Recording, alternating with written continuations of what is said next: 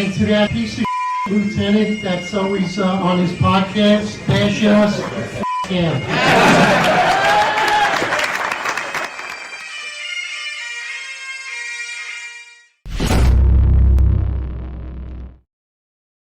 Right, attention to roll call. That's right, brother. Good morning, everybody. How's everybody doing? Friends that listen to the podcast bright and early, grab your coffees. Listen, end the tour. Make sure you head out to Salty Dog. Maybe Juju will join us there. So, listen, more excitement from New York City, more great appointments. John, let's get into the appointments in New York City. It's one after another. It's just it's a beautiful world under Eric Adams. Oh my God, it's more of the same, actually. So I read an article the other day, and it was a bunch of articles, and it said that Hochul was so happy with the changes that Adams was making. And then I'm like, what changes has he made? He hasn't made any changes. He's just moving people around. He's just moving idiots around. And Eric Adams keeps saying the bench. We got a strong bench. Look how deep our bench is. And I keep saying that the bench looks short, it looks incompetent, and they look compromised. His bench, anyway. I'm not saying that there's not people, but what he sees, his ability to coach, right? He can't bring in free agents. He's not looking at his talent that he's got on his farm teams. He doesn't see that. I'm saying what's on Eric Adams' bench is compromised and incompetent. That's what he's got. He's got nobody. And then he makes the appointment of Chauncey Parker and this girl, Mona Sueza. I don't know how to say her name. And I'm sitting there and I'm laughing. I'm looking at the news. I'm looking at a lot of people that I interact with on social media, and they're all like, Chauncey Parker is great. He's awesome. Mona's great. She's such a nice person. And I'm like, okay. I was like, yeah, but you know what? You know what they both have in common? They both worked for Phil Banks directly with him while it's all of these allegations are being rumored. So you're going to tell me, okay, Phil Banks needed to resign, but his entire staff, the people that are closest to him, the people that he worked with directly every day, they had no idea what was going on. And they don't need to resign? Just Phil Banks had to resign? So I'm saying this isn't any type of change. This is just more of the same. This is Phil Banks pulling the strings from wherever fancy place he's living now or traveling. And whatever. He's still going to get funneled the contracts and all that. It's good when you own a multi-million security company that has hundreds of millions of dollars in New York City contracts. You don't really need that $260,000 salary. So I say it's the same horse, different color, right? Absolutely. So what's interesting also, I spoke to a few cops last night. I spoke to, I think at this point I speak to different cops every day, and they give me their spin on their take on things, and sometimes they agree and sometimes they disagree. And we got our friends and listeners to the podcast. A lot of our friends and listeners are retired, living out of state. We're retired, we're living out of state. And the question was posed to me, well, how do you guys know so much? So my question is, but how do you know so much? How do you know so little? How do we see so much that's going on right now? That's why I just like to revert back to something we were talking about yesterday. And we're talking about the upper echelon of the police department, why we believe they're all compromised. And I do believe that they're all compromised. And the reason why is because here we are, we're out of state. Our friends and listeners, a majority of them are out of state. We have a lot of active people, but we have a lot of people out of state also. And we all agree that we see the appearance of impropriety. We have the preponderance of evidence that there's just an egregious amount of nepotism. And that the nepotism you just spoke of continues. That even if Philip Banks is physically removed from this position, or he actually stepped down and resigned, that he's still in power and still controlling things, still part of this circle. And everyone is connected to Banks, and Banks is connected to Adams, or they're connected to Adams and connected to Banks. But there's all a connection there. So that's my question. How can these chiefs not be compromised when they have an inside view? They're working at one police plaza. They're a fellow chief working with other chiefs, seeing potential corruption. And yet we're out of state and we have a better view than they do. It doesn't make sense. The same thing when it comes to this administration. I spoke to some cops and they told me Adams is doing a great job. He's been the target of political persecution, right? I'm like, are we seeing the same things? You're in New York City. You have a better view than I do. And yet John and I and our friends and listeners and people in the podcast and people that agree with us, and we built this network, we see the preponderance of evidence of appearance of impropriety. We see potential mass corruption, and we talked about it for 2 years before this even came out. So how do you not see it? And that's the question. Are you actually blinded because you're looking from inside within when you're working in the police department? So, John, you just brought up to me before, and the question was, if we were young cops right now, would we see it? And I said, if we were young cops, we probably wouldn't see it either. But some of the cops I spoke to, they're towards the end of their career. They're within 2-3 years of their 20 years, and I think at that point we would see it, even if you're not a supervisor, that you would see it. So we all need to open our eyes. That's basically what I sum it up. We need to open our eyes and stop playing pretend and stop thinking that the police department is impervious and thinking that this administration is impervious, and they have a lot of fault. Yeah, I mean, it's like police work's the most easily corruptible profession. It's the most, or what's Eric's famous line? Policing's the most tangible form of government, right? There you go. That's how I'm going to open up the Crumbs book like that. Make sure you write that book, brother. But that's Eric's. But when you think about that statement, right? It really is like, you as a cop, you see everything, right? You're expected to see everything, deal with everybody, and you are the face of government. So you are easily the most corruptible form of government. If we're going to sit here and say that politicians are corrupt, how could you sit here and say law enforcement as a whole isn't? When for the majority, or the overwhelming majority of the profession's history, it's been systemically corrupt. I know when we look at the last 30 years, that hasn't been the case. The corruption that we've seen in police departments has not been systemic. It has not been from the top down. You've seen the politicization of police in those 30 years, but any corruption scandals that we've seen break out really just break out from an individual. It's somebody that was doing something, maybe a handful of people inside of a precinct or inside of maybe an entire agency, but it wasn't the entire agency. So the same way that, by the way, I don't agree with what I'm about to say, but the same way that the case is made that systemic racism exists in the NYPD because of the things that have been put in place are systemically racist. So you could be black and Spanish, and you could go into a black Spanish neighborhood and you're enforcing systemic racism.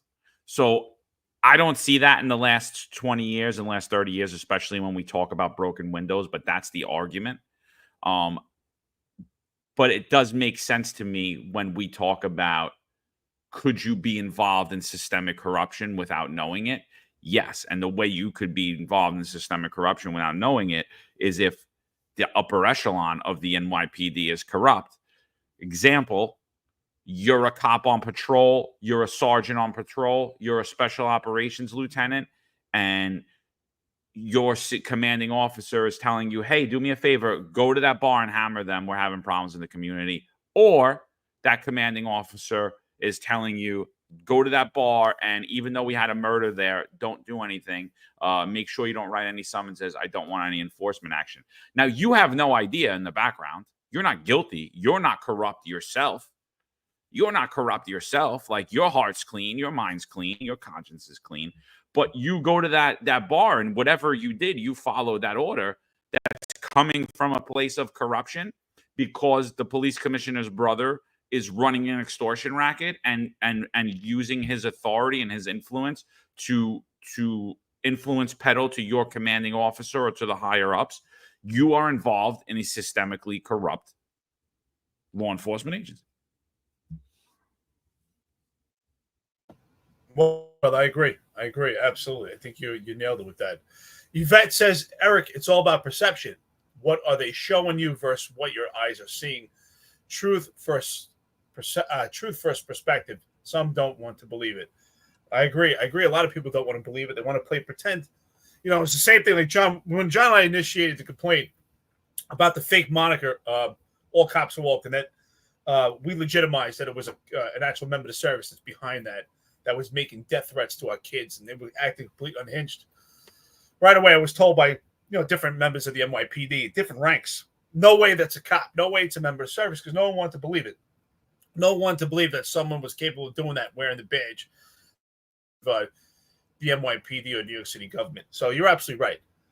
So I'd also want to talk about the appointment of Chauncey Parker. I think it's kind of ironic, right? So here's an administration that has been riddled with sexual allegations, right? Timothy Pearson was part of this administration. He had 4 independent, separate allegations of sexual allegations itself. Eric Adams, who's the mayor, has a sexual allegation against himself, which is being litigated, right, from 30 years ago. We've had a smear campaign on Dana Richland, which is part of this administration. And who's Chauncey Parker? Chauncey Parker is on the board of directors for a nonprofit organization known as the Joyful Heart Foundation, which is an advocacy group for sexual abuse. So for for allegations, sexual assault. So I just find that ironic. John, don't you find that ironic that he's the board of directors for a nonprofit organization, an advocacy group for women who are victims of sexual assault or domestic abuse, and he's now part of this administration? Well, I mean, so we're just going to forget about all the sexual allegations and that he worked directly with Timothy Pearson, and who has numerous sexual harassment, sexual assault lawsuits and allegations against him. We're just going to ignore that. We're going to ignore all of the people that he's close with inside of the NYPD. Yeah, so that's what we're being told, that this is cleaning house. Eric Adams is cleaning house. I'm laughing because the first thing that popped in my head when I saw that he announced Chauncey Parker as the deputy mayor of public safety is corn pop popped right in my head, and I'm like, oh, so we're back to the old white guy again, huh? Wow, weird coming from Eric Adams, because I still remember the day when he appointed Ed Caban, and he said that the NYPD has an image problem. They have a great crime fighting profile, but they have an image problem. When you look at the NYPD, especially at the top, you don't see the youth. You don't see the diversity. And now I look at the police commissioner, I look at the deputy mayor of public safety, and I'm like, I don't see youth. I don't see diversity. And we'll get into a press conference that happened on Roosevelt. We'll get into that in a little while. Roosevelt Avenue, excuse me. We'll get into that press conference a little later. What's going on over there? But this is not cleaning house. This is definitely not cleaning house. This is just more of the same garbage. There's still influence peddling going on. There's still the same people that were forced to resign.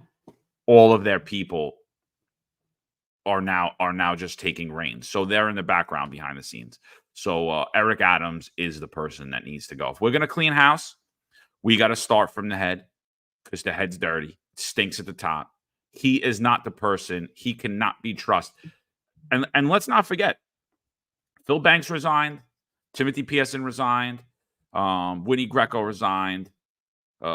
Deputy Mayor, first Deputy Mayor Sheena Wright resigned. I mean, I could go for days. I without having to name all of them. All of these resignations, there's only been one person that's been indicted, and it's Eric Adams. He's the only one in the recent resignations that has been indicted. So how the hell is he the one to be in charge? He's the one that they have probable cause that he committed crimes, numerous crimes. It's funny that you say that, right? Because normally we hold leadership responsible for the failures of an administration or an organization or a business. But in this case, somehow it's been completely reversed. We're holding everyone else responsible, but somehow Eric Adams is free from responsibility, accountability, and liability, and he gets a pass. It's funny that you say that, right? We have probable cause that Eric Adams committed a crime and he's actually in charge. I find this whole thing ironic. And at the same point, it's ironic that Chauncey, who's a former attorney himself, you know, a graduate, a law graduate from Duke University, is working under someone that's indictment, where they actually have probable cause for Eric Adams right now with the feds. It's just ironic. It really is. Rich Raj, thank you so much. $10 to the podcast. Says good morning, guys. Good morning to you. I think Rich Raj, you've been donating every day. Thank you so much. But, I don't want to get totally off topic here, but I just want to point out something that Nighthawk 13666 says, and this is about the upper echelon of the police department right now. He said anyone who is under investigation by any agency is supposed to be modified as soon as possible. But for some reason, the rules are not being followed in this situation to many higher-ups involved. Disgusting. Absolutely right. If anything, the higher-ups of the police department that are being probed right now, Victoria Perry or Maximo, Kevin Taylor, those people, if they have not been modified or suspended, they should be dealt with immediately. If anything, they should be suspended. There has to be transparency. They have to set the example for the top. It can't just be for the bottom. It can't be for general population. We have to set the example. You know, we should not ask others to do the same thing we would not do. It, especially when you're in a position of leadership. You should completely set the example for the standards of the police department. So I just want to comment on that. But going back to Chauncey, I do find it ironic. Excuse me, I got a frog in my throat here today. But as a former prosecutor, someone with a law degree, someone that worked in the Manhattan DA's office under Morgenthau for 10 years, that he's working under Eric Adams, who's under indictment right now with probable cause, with some serious allegations that have some teeth to it that really solidify that there's something there. And there may be superseding indictments to come.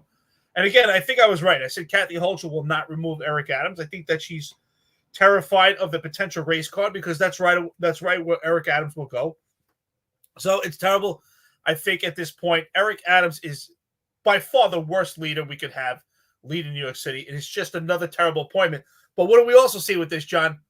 It's like we have, when he talks about the bench, it's like the bench is all the old white guys. When we need to go to the old white guys, we go to our second string.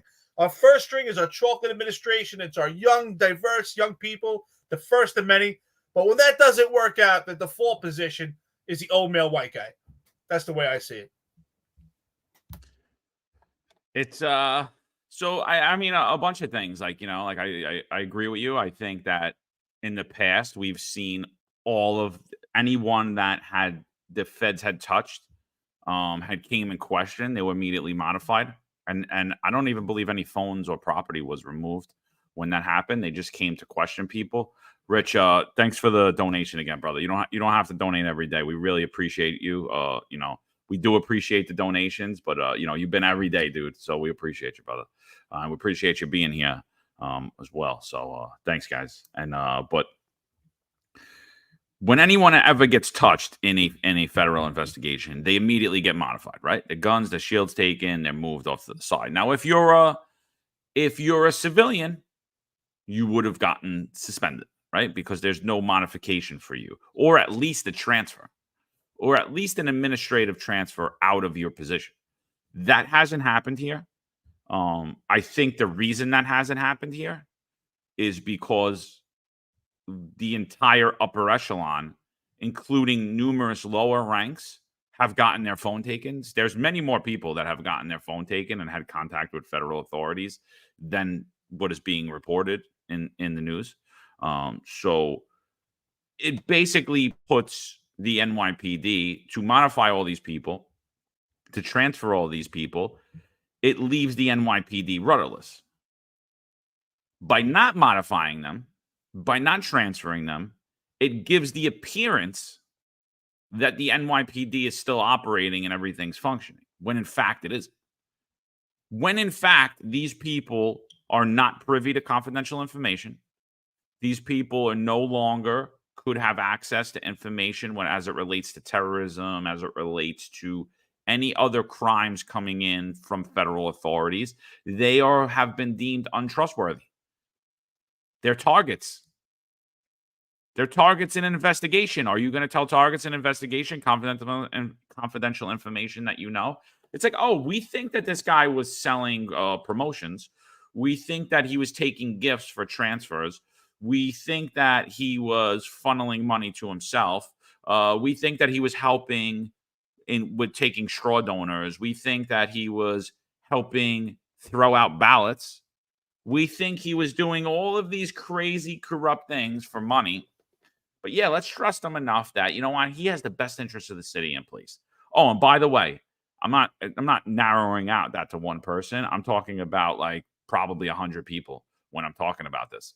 So to sit there and act like the NYPD is operating like any of these moves matter, like putting Chauncey Parker as the deputy mayor of public safety matters. He was sitting in the office with Phil Banks and Timothy Pearson while all of this was going on, and he saw nothing. He didn't think anything's wrong. What does he think about what's going on right now? What does he think about what's going on? I know Bill Bratton's celebrating this. Bill Bratton's the biggest sellout in policing. I just want to say that right off the bat. He's the biggest sellout in policing. He is the epitome of how public safety became a grift, about how it's not about service. It's about virtue signaling that service, but selling out for the almighty dollar. And that's what that is. So he's celebrating Chauncey Parker. We'll get into this article in a second. But I mean, again, Chauncey Parker, let's celebrate this as, yes, this is a great appointment. Is Chauncey Parker under investigation? I would say more than likely. More than likely, his entire office is under investigation. The entire office that Pearson had and Banks had, they're all under investigation. Right, which you're right, John. Which actually solidifies that they're not cleaning house here. They're actually just getting the same. I mean, if this was like a household closet of items, and you're like, well, did some of this liquid get on these other bottles? If you're going through your closet, you would say absolutely. It's the same thing here. Are these people tainted? They've all been in the same office. They've all been part of the same administration. We're not cleaning anything. We're just playing musical chairs and just juggling people around.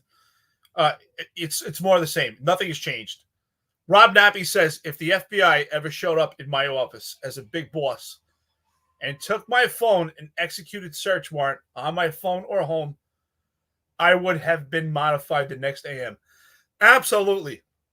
Rob Nappy, I don't know you personally, but it sounds like you worked under the Kelly administration based on what you're saying here. Absolutely right. Let me know if I'm right or wrong. But absolutely right. You would definitely be modified the next AM. But when it comes to this administration, there are rules for general population and there are rules for others, and there is absolutely no standard. So listen, we're not working the police department right now, but how could there be any respect or any actually linear vision of leadership? How could, if you're in the police department right now, how could you respect this leadership at all? You can't respect this leadership because they're not respecting the rules and the policies of the department. So it's absolutely ridiculous. Crazy 10-7. Thank you so much for donating to the podcast, $1.99. Please send my book of Eric Tim quotes. I appreciate it. Absolutely. Crazy 10-7. You always donate. I really appreciate it. Thomas Joyce, always dip in your pocket. $20. Boom. Thank you so much. Absolutely. You know what this is right here? John, I'm going to say this. This is another bum. That's what this is. This is a bum because at no point did Chauncey Parker ever speak out about the atrocities going on with this administration. At no point did he admit the level of nepotism that's going on with Banks because he has a connection himself. We have not made any changes. It's just the same. Eric Adams, unfortunately, is going to continue to run. I was saying, is it possible that he runs for re-election? Well, it seems like he is. And to my surprise, I spoke to several cops, including yesterday, that support Eric Adams and think that Eric Adams is doing a great job. I'm shocked, but hey, we're looking through a different lens. First of all, Eric Adams ain't running again. So I don't care what he says. Eric Adams right now is in like the third round, and he got knocked out, and he's just laying on the floor, and they're not counting. They pulled the referee out. They're not counting. And he's just like, yeah, no, I'm ready to fight. I can get back up. I'm good. Eric Adams not running for it. Eric Adams' political career is over. I mean, anyone that thinks that, but again, I'm going to say it again because we said it on here. If he makes it to January, he's the finest unfiltered man of the year, hands down. We'll get a plaque for him. We'll send him some of his incompetence shirts. 100%, he's the man of the year. Just that he was able to pull that off. I mean, unfortunately, you see how politicized New York City is and New York State is, that we could let someone who potentially funneled over $1 billion out of New York City into friends and donors' pockets continue to run the city so it could help a governor election. So they don't have to worry about Andrew Cuomo being the mayor. I see what's happening. If people don't see what's happening, and you're out of your mind. Eric Adams actually did a couple of press conferences yesterday. We'll get into some of those. But one of the things he kept saying is how great of a job the Biden administration's doing when it comes to basically everything. So I find it weird that people could actually think that he's a political target and at the same time continuing to endorse and support these people and want them to be reelected into office. Doesn't that mean that he's going to get thrown in jail if those are the same people that did that? So I don't understand where that's coming from. I understand where it's coming from, but it's truly from a place of ignorance. So let's read this article. This is from Bahar Ostadan, Elizabeth Kim. Mayor Adams names former prosecutor, NYPD official as deputy mayor for public safety. So, before I get in the article, Eric, this guy was a former prosecutor. He was formerly worked for the Southern District of New York. He's by all means a well-educated guy, an intelligent guy. He's been around a long time. What do you think about him not seeing anything in his office that's weird and never making a statement about anything that's happening with New York City currently? Is this a person that you would pick? To me, this is a person that has very sharp, keen eyes, a person that understands full well what's going on, and said absolutely nothing and did absolutely nothing and played pretend. He basically walked into work every day with a blindfold on and with earmuffs on and walked into his office and then walked out and honed in on things that don't matter while corrupt nonsense is happening in his own office. That's what I see. Yeah, I kind of alluded to it earlier in the episode today, that here we have someone that worked under Morgenthau for 10 years. He worked in the Southern District. He's got a law degree from Duke University. He's obviously highly intelligent. But he's on the board of directors for the Joyful Heart Foundation, which is an advocacy group supporting victims of sexual assault, while simultaneously he's part of this administration, and he's watched Timothy Pearson have 4 separate independent sexual allegations. He's watched Eric Adams have a sexual allegation, and not once did he stand up and say that, listen, he has a problem with this administration and that something has to be done to fix this. Not one point did he speak out. So you know what he is? He's another self-serving bum, a part of this administration. Get this bum out. He's one of the same of what we have right now. No difference. Don't tell me that as intelligent as this man is, he hasn't seen what we've seen from the internet, what we've seen from Florida, what we've seen from the West Coast, what we've seen. I mean, for 2 years, we've been talking about this stuff. For 1 year out of my 2-year retirement, I spent in Asia and you were in Florida, and we've seen these things. And yet you're right next to Banks with the high esteemed degree that you have, and you haven't seen it. He's another bum. Get this old bum out. I can care less. He's a white guy. Get him out. Bum. Yeah, it's a great point, right? Oh, we could see everything that's wrong from cell phones across the country, but you can't in the office. Wow, it's weird. So weird. So Mayor Eric Adams appointed Chauncey Parker on Tuesday as deputy mayor for public safety after his close confidant. Let me go back to that. After his close confidant, Philip Banks, resigned last week amid one of several federal probes into the administration. Parker served as the deputy mayor for public safety under Banks. Before joining City Hall, He was the NYPD's deputy commissioner for collaborative policing.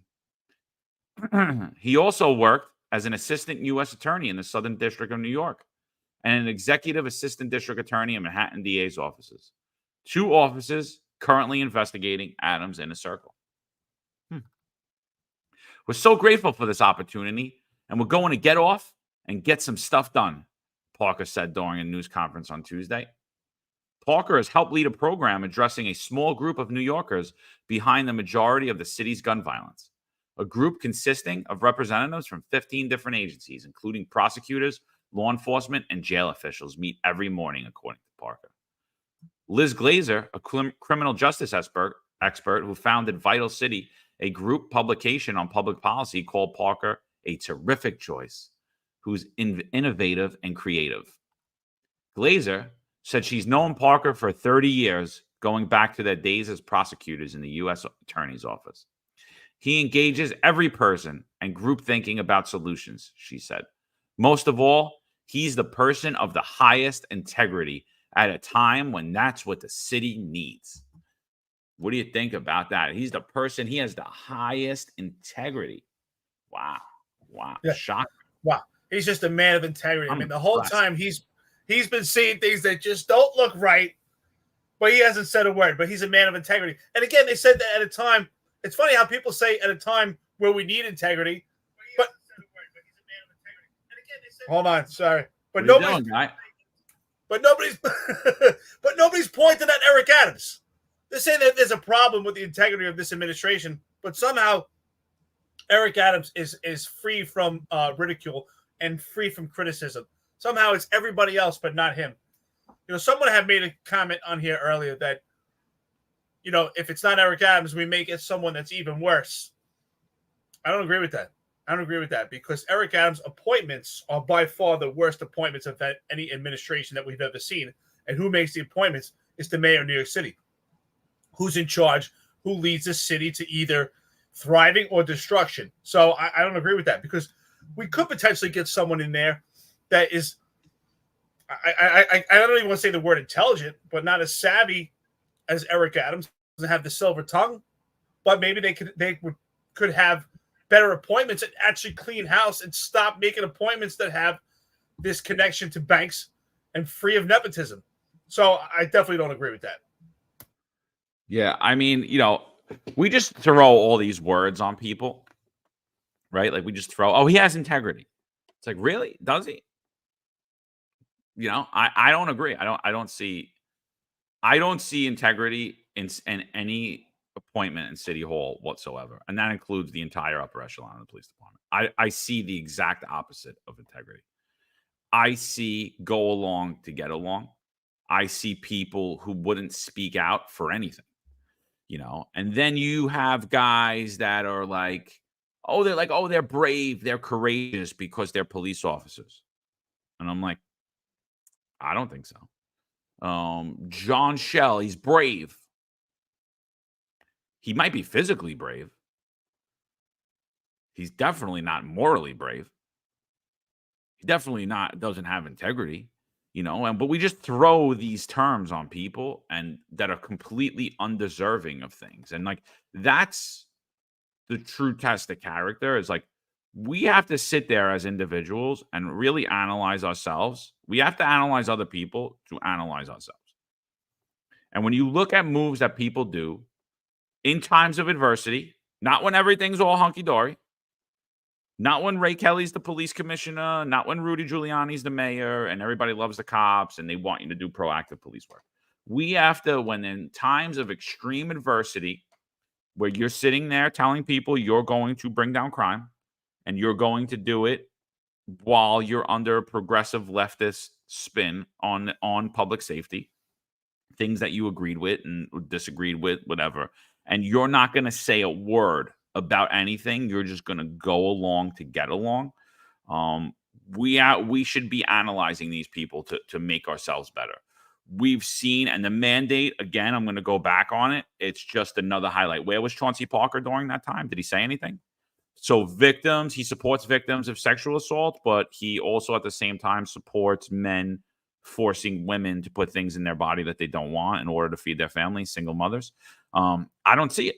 I don't see the integrity. So, when we look at some people and we say, oh, they're brave, like, okay, he might have been brave. He might be brave physically, but is he brave morally? Does he actually have integrity? So I wouldn't necessarily say he's brave. If you point me to someone that's physically brave and morally brave, or most people are either one or the other, very few or all of those things. But when I look at this Eric Adams administration, I am not seeing integrity anywhere. There is no bench, in my opinion.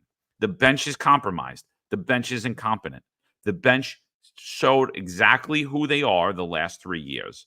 They're people that go along to get along. That's the bench. They're not anyone that's changing anything. If this is the New York Knicks right now, and they're coming off a horrible losing season where they had 0 wins, which is basically Eric Adams. This is 3 years of 0 wins, 82-game season, 0 wins, nothing to write home about. All of his starters have averaged 0 points a game, yet he's claiming they're all-stars and he's naming people MVPs. 0 points a game, 0 rebounds, 0 steals, 0 field goal percentage. They haven't even took a shot. And what he's doing is he's going to the bench for the people that are like, yeah, I'm going to continue to play the same game under the same coach, and it's going to be great this time. You're right, brother, because bravery is not just it's just not a physical thing. I agree with you, right? Because what bravery means is that you're willing to face danger and basically endure pain, right? For something. It could be physically putting yourself in physical danger. But I agree, because also danger could be you speaking out and talking about atrocities, right? Which would be the opposite of being a coward, that you actually speak up about potential corruption, that you speak out about atrocities that are going on, the standards are not being met. And that's why I've been asking for 2 years now in retirement, where is that old white guy from the police department or this administration? Could be Chauncey Parker, but it's not, obviously, to stand up and say, listen, we see an extreme amount of discrimination because of DEI. We see potential corruption. We see just an embarrassment of the patch. We see a lack of integrity of this administration. And no one's standing up. No one's doing that. No one has stood up because they're self-serving. So to me, the opposite of being brave is being a coward. So most of them are honestly cowards. And you're right. I agree with you. Just because you put that uniform on does not make you brave. Yes, you're taking a job. But what are you doing once you're wearing that uniform? What are you doing once you're actually serving the public?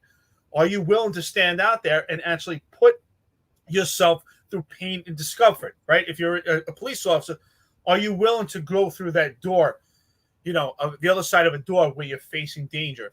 And when it comes to public government, when you're part of this administration, are you willing to stand up and talk about potential corruption and atrocities, even if it's not self-serving, because it puts others before you put yourself, which it should be in public service. And you may endure discomfort because you may now put yourself on the outs with this inner crowd, and you're going to be ostracized. But so what?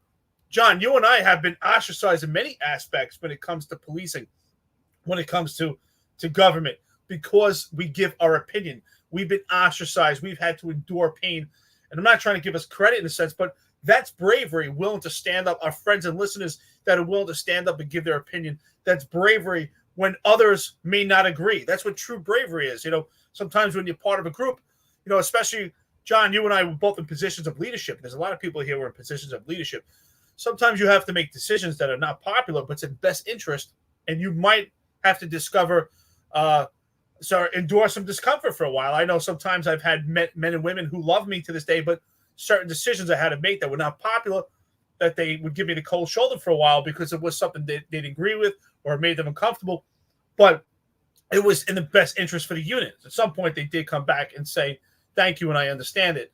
But initially, you may have to endure that discomfort. And obviously, they're not willing to, which is very self-serving. So someone else also asked here, I got to find the comment if I can, but someone asked, do we think that Eric Adams could pretty much be effective if we got a new, cleaned house and all new people, or does the whole entire thing have to be overhauled? And I would say the answer is the whole entire administration has to be overhauled when it comes to appointments, but it starts with Eric Adams. It always starts with leadership. You have to cut out the head before you make any moves. And right now, what we see with this administration and this government under New York State Governor Kathy Hochul, she wants everyone else removed, and she's not removing the actual problem. And the problem is Eric Adams. Yeah, and I totally believe it's because she knows that in a special election, Cuomo will win the seat of the mayor. That's my personal opinion. And it's not because I support Andrew Cuomo, because I don't. And I particularly don't like his brother. And I've had several interactions with him online that could prove that. So I'm not a fan of him. I've smashed Cuomo also online numerous times. So you could go back, you could just type in Cuomo. You'll see a lot of tweets from me to both of them. So I'm not a fan of either of them. It's just the reality of New York. Most people will vote for Cuomo. It just is what it is. The Republican Party will get behind him. He will doctor the Jewish vote. He will get people behind him. He will get big money behind him. He has big money to run. He's going to win. And what I'm seeing is they're keeping Eric Adams in place to keep Governor Cuomo from getting himself in the spotlight because Kathy Hochul feels that his next step will be to take her seat in the governor election and the upcoming gubernatorial election. That's my opinion. So Eric Adams is basically a placeholder. He's being used as a puppet right now. But I'm going to just say when it comes to if we really want change, if you really want change, if you're saying that the city was corrupted, if you're saying that every single appointment that Eric Adams made, all of his top rankings appointments had to leave, who's the problem? Them or him? He's the problem. Again, I'll relate it to basketball. He's the coach. I'll go to one game in particular. He's the coach. They haven't won a game. They've never scored a point. And one game, they lose by 500 points, where they have the West Indian Day Parade. It's a very vital game in their conference. They lose by 500 points because there's a mass shooting on a parade route. And the coach goes on the press conference and he says, everything went according to plan. Hats off to the team. We only lost by 500 points. Things happen. It's very crowd. That's a good team. Hats off to the crowd. If you want change, 3 years, haven't won a game, haven't scored a point, starts with the coach. Doesn't start with the players. Yeah, all your players suck. Yeah, they go too. But it starts with the coach. I don't know any coach that has not won a game in 3 years that is still coaching today, except for Eric Adams. That's what I see. It starts with Eric Adams. He's completely ineffective. He has no ability to appoint anyone, to make any effective change whatsoever. These appointments are more of the same. This is more of go along to get along. That's all it is. Maybe he's scared now. Maybe they're not going to do what they've been doing, but there's still going to be things that are being done that aren't right. And one of them is going to be the below appointment that we'll get into next. What do you think about that? I mean, like that's what I see. I don't see anything that Eric Adams has done. I don't see anything Eric Adams has done. Yeah, I think it's very simple. And Joe Roscoe puts a comment here and just solidified it. It's called Extreme Ownership. Absolutely. Extreme Ownership is a fantastic book written by Jocko Willenick. Great book. And it talks about that. And when you're at every leadership level, especially Eric Adams is supposed to take ownership. Eric Adams, if he was a true leader, should have publicly said that, hey, these failures are my failures. I take full responsibility and accountability and will make these corrections. He's never said that. He's not taking credit. He's actually just completely lying about everything. So he's a failed leader. You're absolutely right. Very simple. He has to take ownership. If not, he's got to go. It's that simple. We need to move on from him. He cannot stay there no longer. Obviously, if he stays in place, we're just going through this merry-go-round and we're getting the same thing. And the merry-go-round is appointments that are all connected by nepotism. Nepotism is a huge, huge problem. I know we spoke about it yesterday, and you said something, which I agree. You said we'll never be able to cut out nepotism completely, and I agree. It's pretty much virtually impossible, right? Even if you and I were put in position of leadership tomorrow, we would put people in place that we know that are dear to us, that we have trusting relationships, and that is also a form of nepotism.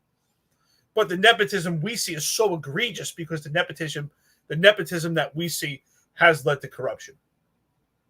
So let's move on from Chauncey Parker. So we're saying he's a horrible appointment, but there was a second appointment that was made, and it was Mona Suazo, 19-year veteran in the NYPD. is now the assistant deputy mayor for public safety under Parker. For the past 2 years, she has worked as the deputy chief of staff in the Office for Public Safety. So let's go a little bit into Mona's career. I think Mona, from everyone that I know that knows her, says she's a nice girl. She has limited police experience. I believe she did a stint in IAB. At some point, she moves up the ranks. She's close to Banks. I don't know how that appointment happens, how she's close to him. But she is Keechan Sewell. So she's a detective when Keechan Sewell's the police commissioner. She gets placed into Keechan Sewell's administration in the police commissioner's office, and she serves as her executive secretary. Okay. A lot of people rumored that she was placed there by Philip Banks. So in 2022, Mona becomes a sergeant, right? I think she's a sergeant for 4 months, and she becomes the deputy chief of staff for public safety. And in that term, between 22 and 24, she's promoted to sergeant special assignment. So before she's even off probation I'm sorry, not before she's off probation, but before she's technically would be at top pay. We know that she went right to top pay because she was a detective. But let's just say if normal way, she didn't know anybody and she didn't get promoted to detective prior to making sergeant, she would have to serve almost 5 years before she would reach top pay as a sergeant. So she skipped top pay sergeant. She went directly to top pay sergeant. 2 years later, she's getting lieutenant's pay. Less than 2 years later, she's already promoted to SA, to special assignment money. She gets that. And then now she's promoted to as deputy assistant assistant to the deputy mayor of public safety. Right? So she's had all of these promotions. Again, she has no supervisory experience. Zero supervisor. You can't be a sergeant for 4 months. Tell me you're a sergeant. You never ran a patrol squad. You don't go out to details and have to roster people and deal with things that are happening. You're not a sergeant. If you never did patrol, you're not a sergeant. I don't care, and I don't even care if you're in an enforcement unit. If you never did patrol, you're not a sergeant. You don't understand what that's like. You never had to manage things and people. It's just, that's how I see it. And she's not a supervisor at all. And now she's moved up just like Kaz. Her disappointment is Kaz Daughtry number 2. Now, I don't think that she's egotistical and vindictive and delusional and all of these things. I don't think she's a bad person at all. But when I look at the appointment's the same thing. Here's somebody not in the supervisory role who's been thrown all the way up to the top of this administration as if they're great supervisors. Yeah, here's another appointment that someone's elevated by rocket fuel. I've been saying it constantly. Kaz Daughtry was elevated by rocket fuel. Mona Souza, I don't know how you say it. If I'm butchering her name, I apologize to anybody if you have the similar name. She's promoted and elevated by rocket fuel. Anyone that's tied to Banks is elevated by rocket fuel. Tanya Kinsella, she's tied to Banks. She was elevated by rocket fuel too. The only difference with her is at least she took some tests. I will say that. But she was also elevated by rocket fuel. These are all nepotism appointments, but the nepotism that I spoke about that potentially you and I could actually do ourselves is put people in place that we believe are trustworthy and are actually suitable and intelligent and would do the job with integrity, because we would do it with integrity. But when it comes to the nepotism with this particular administration, especially with Banks, it's so egregious that it leads to corruption. They're keeping people in this circle that are tight to them so that they can carry out these private contracts or whatever else is dirty going on behind the curtain, which eventually I'm sure we'll find out. But again, it's almost pretty much every time, John, we go over an article, talk about an appointment, or talk about someone getting elevated by rocket fuel, we could say the same thing. It's like the 7 degrees of Banks. They're all tied to Banks. They're bums. I heard she's nice too. It's again, nice guy syndrome. That's all we hear on this job. Oh, he's so nice. Oh, she's so nice. Everybody's so. I'm telling you, apparently the police department has the nicest people we've ever seen on the planet, right? Because everybody's so nice. Again, but who's good? Who actually belongs on this job? This is just another morale killer. This is another faulty move for the police department, for this administration. It's terrible. Honestly, right now, there are no rules. There are no policies on this job. There are no standards. It's completely out of whack. It's totally on autopilot. Who's leading this thing? One day it's Kaz Daughtry's the police commissioner. One day John Schell's in charge. One day it's Madry. This job is all over the place. This administration is all over the place. And you're looking at right here. Here's your man that should be held accountable and responsible for all the failures. And I say all the failures because exactly what Roscoe said before, extreme ownership. Absolutely that. Extreme ownership. And he has not taken any ownership. He's actually deflected all the blame to everyone else but him. Yeah, absolutely. Phyllis says, you lost me the moment you called a grown woman with 19 years on their job a girl. Yeah, I don't really police my language like that. So if I had insulted you, I don't think this podcast is for you. I'm probably going to insult you a few more times. I didn't mean anything derogatory about it. It's just a fact. And I don't believe she has 19 years on the job, by the way. She might have 19 years technically on the job, but I don't believe that she served as a police officer for 19 years, nor do I believe that she served as a supervisor at any time in rank. So, yeah, I see a girl. She's a young girl. Is she a woman? Yes, she's also a woman. She's a young woman. She's an inexperienced woman as well. She's inexperienced on the job. 19 years on the job when you, again, have not really done patrol work, when you have not done any supervisory work. To be moved up to the rank is just another form of nepotism. So I think what you see here, these two appointments were absolutely horrific. You will not hear that anywhere else other than here. Maybe in the coming days after this podcast goes out, you will start to see some negative news about these appointments. But initially, it was all cheer and glee. Yeah, everything's good. Eric Adams, he's cleaning house. This, that, blah, blah, blah, blah, blah. So what we're saying here is these appointments are horrible. It's more of the same. Go along to get along. I see nothing good with these. I see nothing changing. I see no benefit to New York City. I see no benefit to public safety. I see no benefit to the men and women of New York City Police Department. So that's about it for me on these appointments. Anything else on these appointments before we move on?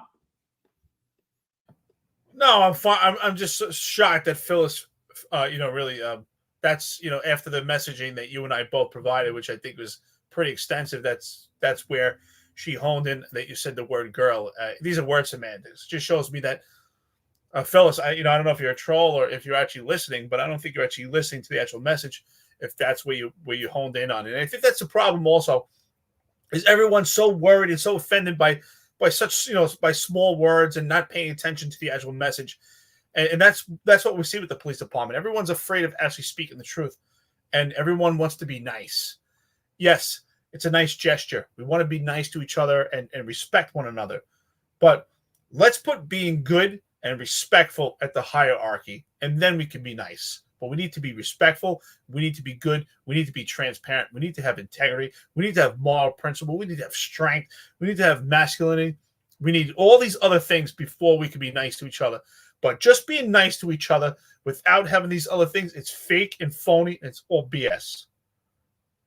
Absolutely. Listen, let's give a shout out to this sergeant right here. So this comes out on Saturday afternoon. Special Operations Sergeant O'Brien answered the call of duty while off duty.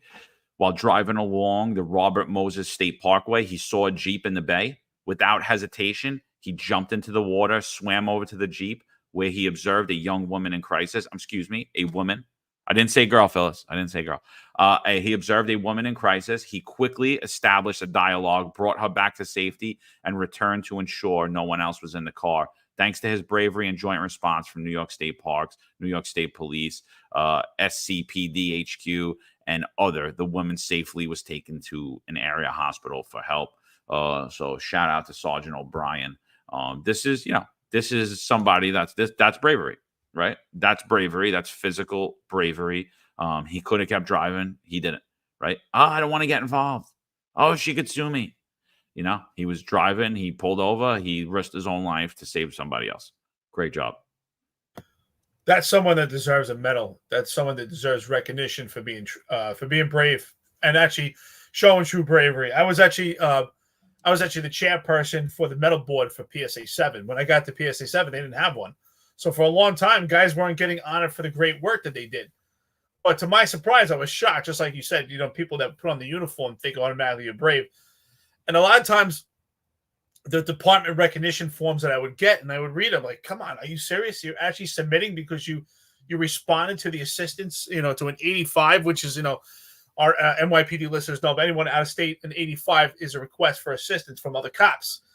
I'm like, just because you went to this call that you expect to be honored, and it, you know, and sometimes, you know, the COs would tell me, just give it to them. You know, they need the points of the test, just give it to them.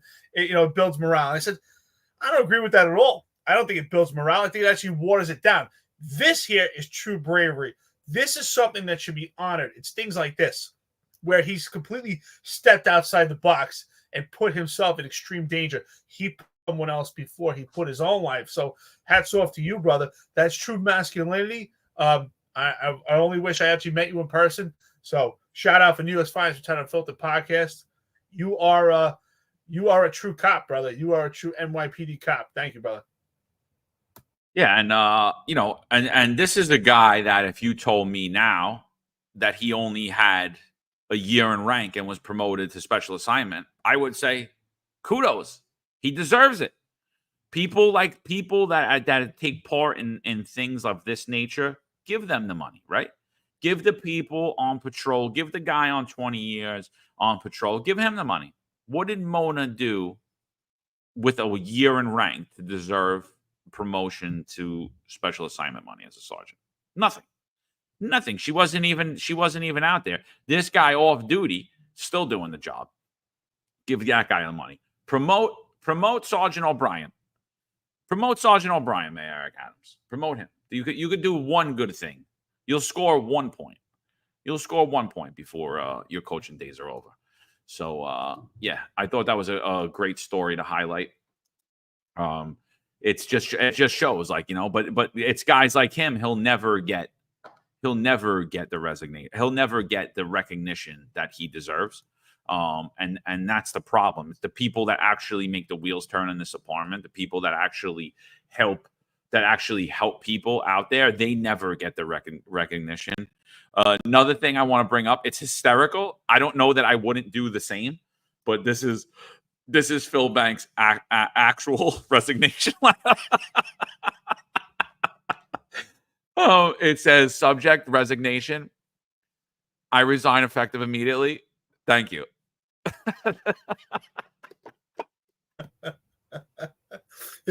Man, he's so cocky and arrogant, but that is hysterical. So funny. Hey, Philip Banks, make sure you get yourself a pack of mints out the door, all right? But you know what? He hasn't resigned from anything. Because, John, you put out a post, and I was like, you know what, brother? You are absolutely right. He's still pulling the strings.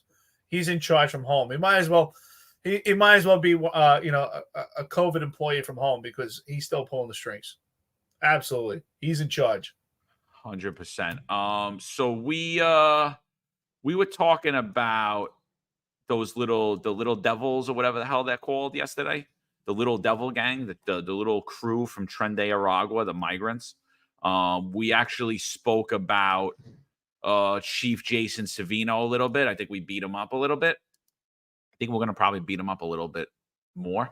But I think while we were doing the podcast, he was actually on the news. I have the news clip of that. I'd like to play that for you guys and then get everybody's thoughts about it. And I think what we said on the podcast the same time he was on the news, I think we kind of nailed the whole thing. So I'm going to play that. And then, Eric, let's get your thoughts. It's up on the screen, right? Yeah, it's up on the screen. Okay. A report in the New York Post claims a group of young migrant gang members staying at city-funded shelters are robbing New Yorkers and tourists alike at gunpoint in Times Square. So the paper says that some of the suspected thieves are as young as 11 years old. So Assistant Chief of Detectives for the NYPD, Jason Savino, looking into these alleged crimes, and he's joining us live to talk more about this.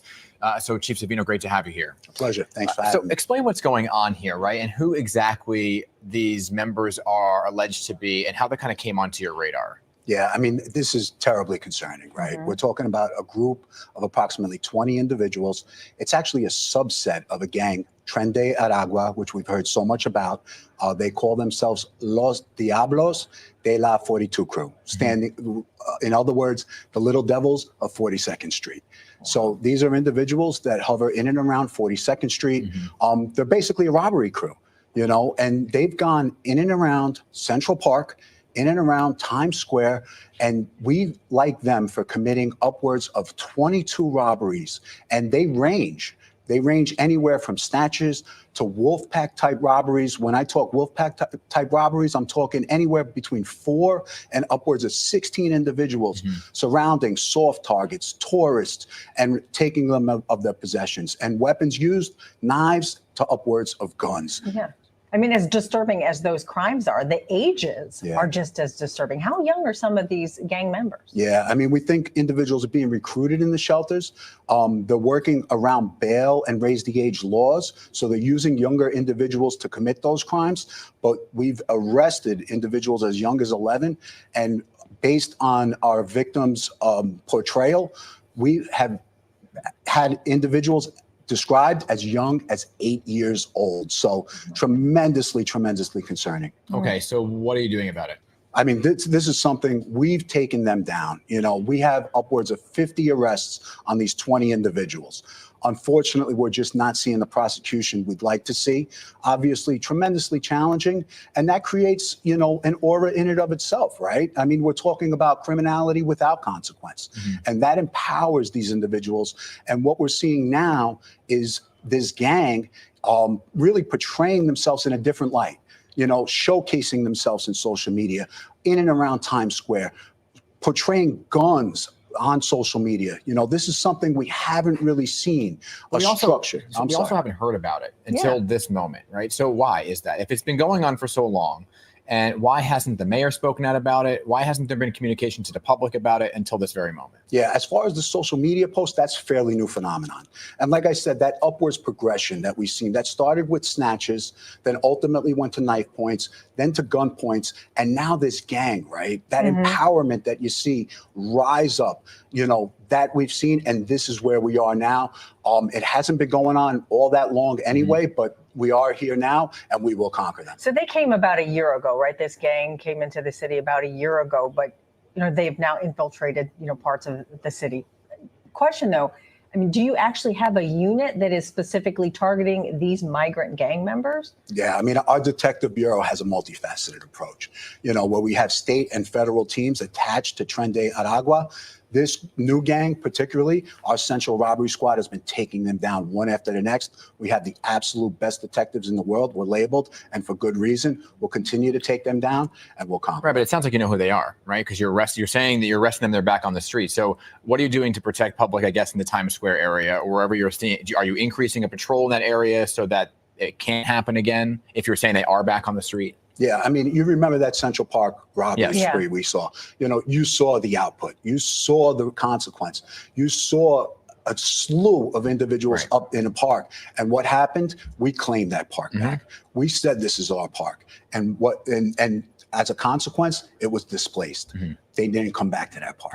So now we're in and around Times Square doing the same. We'll keep displacing them, keeping them out of their comfort zone, and we will win this fight. Now, you mentioned social media. There are several photos of these gang members with weapons. Were you able to track any of those people down and arrest them or question them or?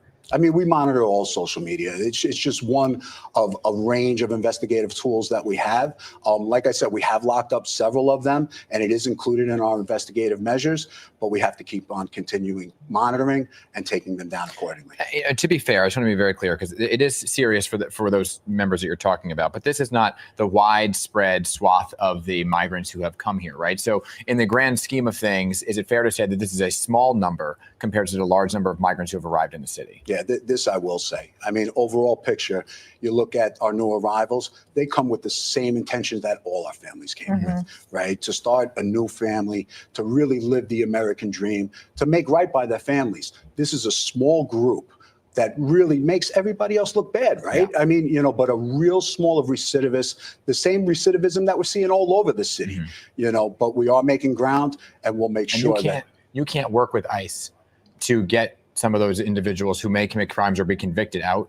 We're very confident NYPD will make the strides that we need to. Yeah, I mean, a lot of folks are wondering, well, what's the answer then to stop them from coming here and stop them from, you know, grabbing some of these kids or recruiting some of these young kids from the shelters? Yeah, what is the answer? That recruitment tool is our biggest issue, right? Because they're in the shelters, very, very difficult to police, very vulnerable, and like we see, they're recruiting them at a very young age, but we're on top of it. So here we go. Here's another Adams guy towing the line and playing the game. Listen, 516 Diecast, thank you so much. $1.99 to the podcast. But here's another guy. I heard a lot of people supporting Savino yesterday, saying he's real police. I'm not saying he wasn't real police, but I can tell you right now he's not real police as he speaks right now, because he's just pandering to Eric Adams at this point. So about this yesterday, not to be conceited, but I said, if we were in charge, we'll shut this thing down in 1 week. In 1 week, we'll have this thing solved and taken care of. Absolutely. First of all, when I used to work out in the streets, doing anti-crime or special operations, we used to always say it's not also important where the perps are going to, but it's where they're coming from. And I would always strategically put my men and women at those locations, and we used to call them choke points, right? That's what you need to suppress. So it's just as important that they address 42nd Street to address the actual migrant shelter, because we know where they're coming from. We know where they're going to. So they're committing the robberies at 42nd Street. Where are they going? They're going right back to the shelter. So this is very simple to shut this down, even without a justice system that's willing to prosecute. Because even when times were good, this would still be a hurdle, because the raise the age is for 16 and 17-year-olds, right? So before raise the age, 16 years old, you were an adult. But now, because of raise the age, 16 and 17, you're still a juvenile, and you're not an adult until 18 by the eyes of the law and the justice system. So this would even be a hurdle back then, because most of these kids range from 11 to 15, and he said some of them are even 8 years old. So how do we shut this down? For one, we constantly make arrests, but we also need to be intrusive at the migrant shelter. We need to speak to the migrant shelter. We need to have a gun detection scanner, not in transit, at the migrant shelter, so they can't actually transport these weapons. This thing can be shut down in no time. This is complete pandering by Savino right now. Keep saying we will conquer them. Also, it's my opinion they were hiding this information. How does this first come out that you have upwards, he said, upwards of 20 some odd robberies? How do we have upwards of 20 some odd robberies at 42nd Street when that is the hub, and we have an actual Times Square unit, and we know exactly where they're coming from or going to? Why do you have upwards of 20? Probably because you never classified the actual robberies, and somehow this came to light, and maybe they had to be classified now. That's what I see. Very good analysis. Very good analysis. Before I give mine, I just want to speak on Drone Ranger was asking, I thought Shamel Kelly was coming on. We put out a few posts about it. Shamel Kelly canceled on us. He was super excited to come on. He asked that we promote, well, he didn't ask, but his people asked that we promote the episode early, which I never like to do because we get so much hate, so many snakes. And we did it. And as soon as we did it, they said that literally like within minutes, he removed himself as a collaborator on the post and stated that his lawyer said that he shouldn't do any more media or any more interviews. So, I'll go with that's what it was. Very strange to me, Let's see if he does any more media. It was very strange to me. He was very excited about coming on. He was literally telling me how excited he was minutes before canceling. So very strange. It was right when we had put the post out. As soon as we put the post out, and anytime this podcast puts a post out about anything, like Dave Savella pointed out, and like Chief Jason Sabino said, that they do monitor social media very carefully, and they monitor all social media, and ours is probably the most heavily monitored. Yeah. So whatever the reason is, Shamel Kelly says it's because of his lawyer, but let's see if he does any other media. We'll take that by ear. So whatever it is, no loss to us. I mean, I was excited to have him on, but we already covered the story. We kind of know. I would have liked to hear firsthand from him. We did play that NBC interview for you, and as that scandal unfolds, we'll follow it anyway. So I don't know what happened there, but something happened, and a lot of things happen. If I announce that I'm going on a news channel or doing a radio station, a lot of calls get made behind the scenes. So let's see what happens.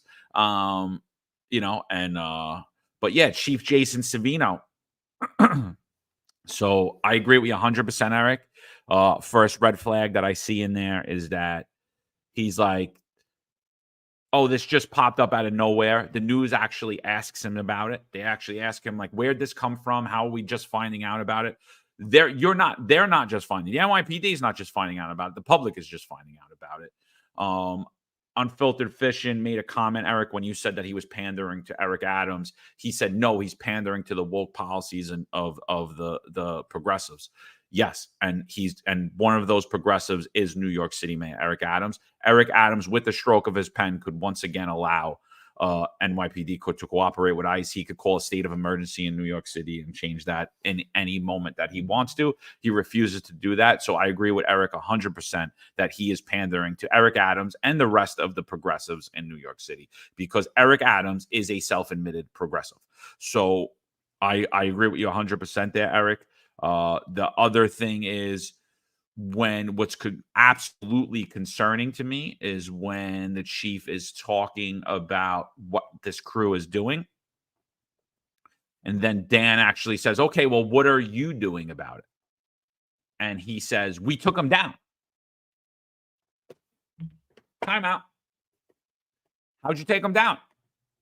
What are you sitting? You're sitting here in one breath saying that you arrested them over 20 times or 50 times, excuse me, you arrested 20 people over 50 times, all of these robberies, and you took them down. You didn't take them down, or you wouldn't be here explaining this. Then you also said that nothing happens to them because they're little, because they're young, because of the laws. But he says, we have the best detectives in the world, and we're going to continue to do what we've been doing, which is arrest them, not charge them properly, not deport them, hide the fact that there are numerous robbery patterns going on inside of Times Square. And then we're going to say that, oh, everybody came here to work, when you have no data to back up that fact. You don't even know what you're talking about, right? You don't even know. It's just your opinion. It's your opinion. I'm not saying that they did or they didn't come here to work. I'm not saying that the overwhelming majority of people that came here illegally are good people or they are bad people. Show me the data before I make a statement on it. Show me the data. I want to see the data. I want to see who these people are. I want to see what they do. I want to see how they work. Show me the data that says they came here to work. Show me the data that says they came here for a better life. You don't have any of that data. That's your opinion. That is not a fact. He stated it as if that is a fact. We don't know the data. We don't know what it is. Einstein's definition of insanity is doing the same thing over and over again. And I think what we're going to label out the rest of this podcast is that is the NYPD's mission. Marlon Bethel had said it yesterday. He said that it's all about perception control at this point, and this is what we're seeing. We're seeing complete perception control, and we're going to see over and over again the same thing. We're going to see Einstein's definition of insanity. We're going to do the same things that have not been working, that have allowed little crews like this to flourish throughout New York City. And he sat here. He told you nothing, people. He's a good speaker. He's a sharp guy. He had a great career in the NYPD, 100%. But now he has bent the knee. I fully have bent the knee This interview to me is no different than during 2020, all the people that got down on their knees and bent the knee. This is what this interview showed me. I didn't hear one plan. I didn't hear one thing that they're doing other than what they've been doing. So nothing's going to change. Expect more. That's what I heard. Expect more of this. That's why I said I see it as him towing the line. Veronica Electron says another suck up. Absolutely. At this point, I'm not saying he wasn't real police, right? Because that's what I heard from a lot of people. I heard that he was real police and sounds like he's pretty sharp. He sounds intelligent. Obviously, he communicates well. He's looking them in the eyes. He's speaking to them, but he's not speaking of a matter of fact. He's gaslighting them. He's gaslighting them, and he's gaslighting the public, just as he's learned from this administration by saying, hey, oh, they all come here for a legitimate life. No, the people in the migrant shelter have come here illegally. My ancestors, John, your ancestors, most of our friends and listeners, our ancestors came through legal means. They fought and they grinded to become citizens of this country. They fought hard. That was the American dream. Coming here illegally is not the American dream. They're leaving third world countries. They're coming here illegally. It is a crime to come here illegally. They are not here for the American dream. And they are here taking advantage of the government. Now, a lot of that's my opinion also, right? I don't have the data, but I could see. But what we do know is we know that they're here illegal. So we could compare that to someone that's trying to get here legally. So absolutely, he is towing the line, absolutely sucking up. So again, to say that they're real police and you've conquered them, no, you haven't conquered them, because exactly that. The NYPD was aware of it. I think the NYPD was hiding it. I would assume, and I'm sure it's going to come out, maybe Sam Antar could help us. I would assume that most of these cases were documented as juvenile reports. They were never documented properly, and then something happened that they actually had to change these classifications, that they have somewhere upward of 20. And I'm sure there's probably even more than that are going unreported. And again, I want to compare this to what I was saying earlier. They're deflecting this. They're trying to say this has to do with bail reform. This has nothing to do with bail reform, because when times were good, this would be the same obstacle, because these kids are less than 16 years old. So even with raised the age, which is 16 and 17, it doesn't apply to a majority of these kids. Some of these kids may be 16 or 17, but a majority of these kids are extremely young. We have a different problem here. They're obviously not addressing properly. We need choke points, as I used to do when I was a special operations lieutenant. You need to know where they're coming from and where they're going to, and you have to address those locations and constantly arrest them. He didn't say what the plan is. He just said we got the greatest detectives. That's great. You have the greatest detectives. Why? What are the detectives actually doing? Which is completely false. Because what the detectives do is they do a follow-up and investigation case to have these cases arrested, which leads me to believe if central robbery is involved, that means that they have patterns going on. So it's not just 42nd Street. This is probably happening in other locations, because central robbery would not get involved with robberies that are happening just at 42nd Street, unless it's something that's extremely special of nature. And is this special of nature because you don't want anyone else involved? But what do you need to have to stop this? Not a follow-up. You need intrusive police work. You need anti-crime back. You need men and women that are in plainclothes at 42nd Street, making these arrests, stopping them at the migrant shelters, constantly choking them, not physically, but choking them to where they can't maneuver and they can't carry weapons, and eventually it would stop. But obviously this plan is not effective. I think he's completely pandering. And yes, I believe he's pandering to Adams, because Adams is the one that's in charge, and he has the extreme ownership, and he is a progressive himself. And he toes the line with New York City's council and their progressive legislation. So absolutely. Someone else had made a comment, said Adams doesn't have the ability to have an executive order. It would be up to Kathy Hochul. Absolutely not. Adams could do it himself. 100%. All he needs to do is declare a state of emergency, which it was. He had no problem declaring. Well, he didn't declare the state of emergency. I gotta back up track. He didn't declare the state of emergency. De Blasio declared a state of emergency where he said, I could take away your First Amendment rights illegally. And he put in orders that were completely illegal. He also put an executive order that said the NYPD and all of New York City agencies can no longer cooperate with ICE. Eric Adams right now because it became law, Eric Adams needs to create an call for a state of emergency in New York City. I'm walking around New York City, and I think it's in a state of emergency. I think when you look at the hundreds of millions of dollars that are being spent, the numerous crimes that are happening as it relates to the open border policy, New York City is in a state of emergency right now. Eric Adams could issue the state of emergency policy and then issue the executive order and have the NYPD once again cooperate with ICE. So I'm just dispelling that right now. If you don't believe me, ask anybody in city council. You could ask the people that disagree with me. That is a 100% ability that Eric Adams has. The same way that he learned on this podcast that he can actually veto a bill, and we told him how it will work and how it would play out, and then he went to go do that on the How Many Stops Act.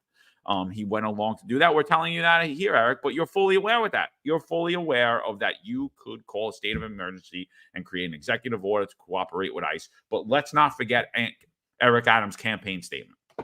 Let's not forget what Eric Adams campaigned on. He campaigned on that New York City will remain a sanctuary city under the Adams administration. He campaigned that we will never allow ICE or law enforcement to harm any undocumented immigrants, he called them at the time. We will never allow it. And he's ensuring that. And not only is he ensuring it, he's incentivizing it. I'm not giving whether my personal feelings about Adams aside, this is just the facts. My personal feelings about Adams aside, just the facts. He's not doing his job, sometimes intentionally, most of the time because he's completely incompetent. And that's not a racist statement, Eric. It's because you're incompetent. If you like, we could go over every issue and we could show you where you've been incompetent, where you failed. Because honestly, again, this is just more of the same. Go along to get along. Let's bend the knee. Let's just do the dog and pony show. And here's another one. This is another one. We spoke on this yesterday, how they did a press conference on Roosevelt Avenue. And that was, I think at that time, that was the 5th press conference in 3 years that they did about the same issues, the same exact issues happening on Roosevelt Avenue. And guess what? Again, what do we get? Einstein's definition of insanity. Doing the same thing over and over again, yet expecting a different result. I mean, it's absolutely a joke. John, before you play, I just want to add one thing. There's also another lie in that statement that Savino said. He said that federal and state agencies are working together to stop these robberies. That's a complete lie. Because if we were working with our federal partners, this would lead to deportation of the children and their parents. They would be deported. So absolutely not. That's another lie. The state and federal agencies are not working together when it comes to these robberies because they're not deporting because it's a sanctuary city. So that's another lie. It's just complete hogwash. It's pandering. A lot of people support him. I'm getting texts from people right now supporting Savino. But Savino completely missed the mark here because he's pandering. And in order to move up in this administration, you have to be willing to pander to Eric Adams. Eric Adams is the king. He's not going to run in New York City. He said he's going to reign. So that means you're willing to play that game. Anyone else, if you're not willing to play that game, you're not going to move up. So obviously Savino is willing to play that game. Also, you asked me, I think Savino is actually insulting his own family heritage also. Savino, to my knowledge, is an Italian name, right? He's an American Italian. I don't like to say Italian American. I say American Italian because I think you should be American first. So he's an American Italian. His ancestors probably came to this country legally, and they grinded also so that he could become the chief in the NYPD and have a good life in the United States of America. So that's completely insulting to your own family. These people did not come through legally. They came through illegally. Adams, my visuals, I'm not going to even argue with you. If de Blasio could the mayor could 100% declare a state of emergency. So, but yeah, I agree with you, Eric. I agree with you. You like that. It is a slight on the people that came here legally. It is a slight to not only his own family, but all of the immigrants who came here illegally. And all of the, there's so many first-generation immigrants inside of the NYPD, and you could hear their struggles. I've spoken to them. I came here first. I couldn't get my wife here. I couldn't get my mother here. It took me years. It took me heartache, dollars. I had to jump through hoops. And, we're just bypassing those people. Those are the people I think that are hardest hit. This press conference was hysterical. I'm not going to play the whole thing, but I highly recommend if you guys get time, watch it. It's kind of short. You should hear the city councilman talking about this too. He talks about how great Eric Adams is. Talks about how great he is. How the minute that Eric Adams came into office, he called him and told Eric Adams about the problems on Roosevelt Avenue, the prostitution, the open drug sales, all of these things. And first thing that Eric Adams did was go down there with the NYPD, and they held press conferences and walked around with their huge security teams. And then they did that several other times. I believe this would be the sixth time, 2 in 2 days actually, where they did that, and the same problems persist.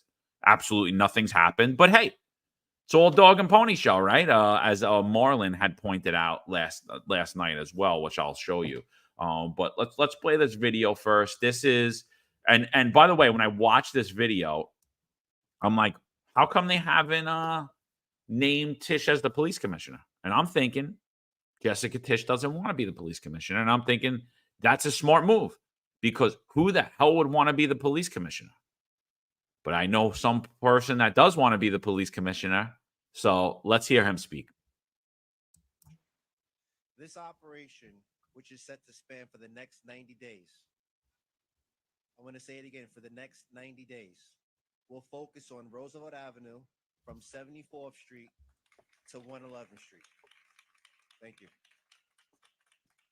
Our initial response location, which is here, Roosevelt Avenue and 104th Street, but the impact of this work will resonate beyond these blocks. Over the last 60 days, we have closely monitored activity in the area, and it was clear that immediate action was necessary.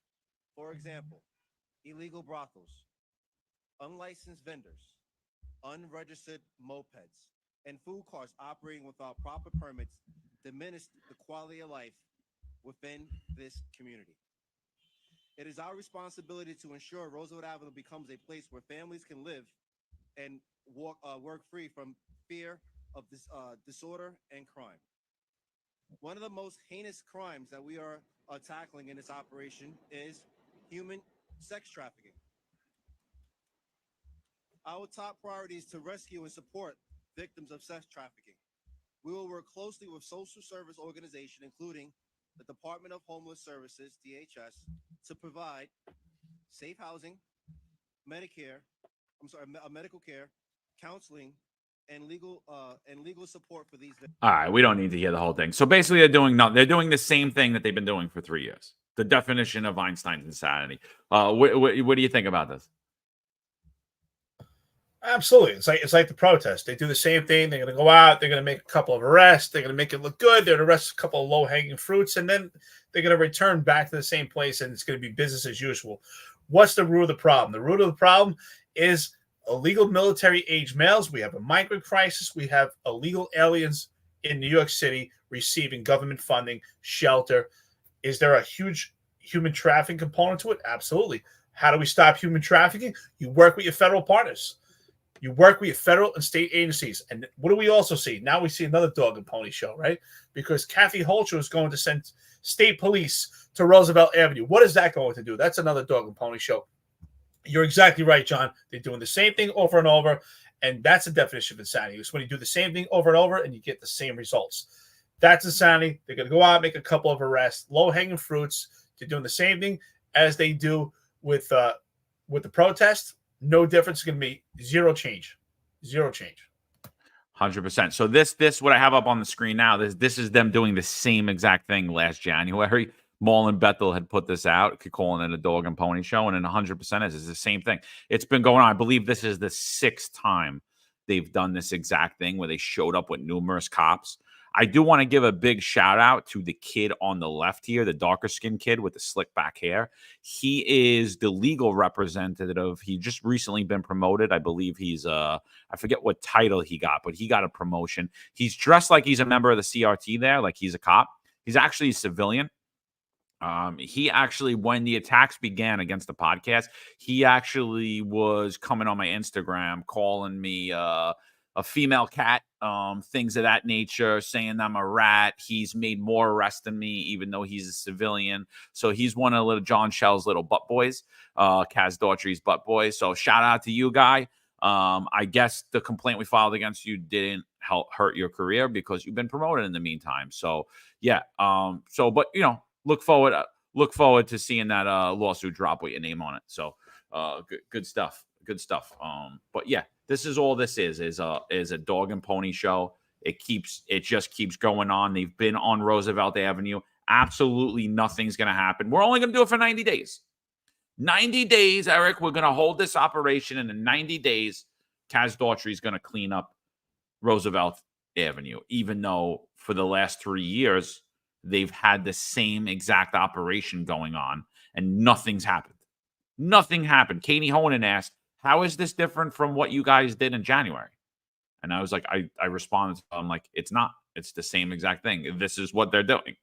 The same thing over and over again. Media control, perception control. Everything's fine. Don't listen to those guys out in Milwaukee that are tweeting. Yeah, if anybody would like to visit him on social media, he's on Instagram as Kevin_Ram.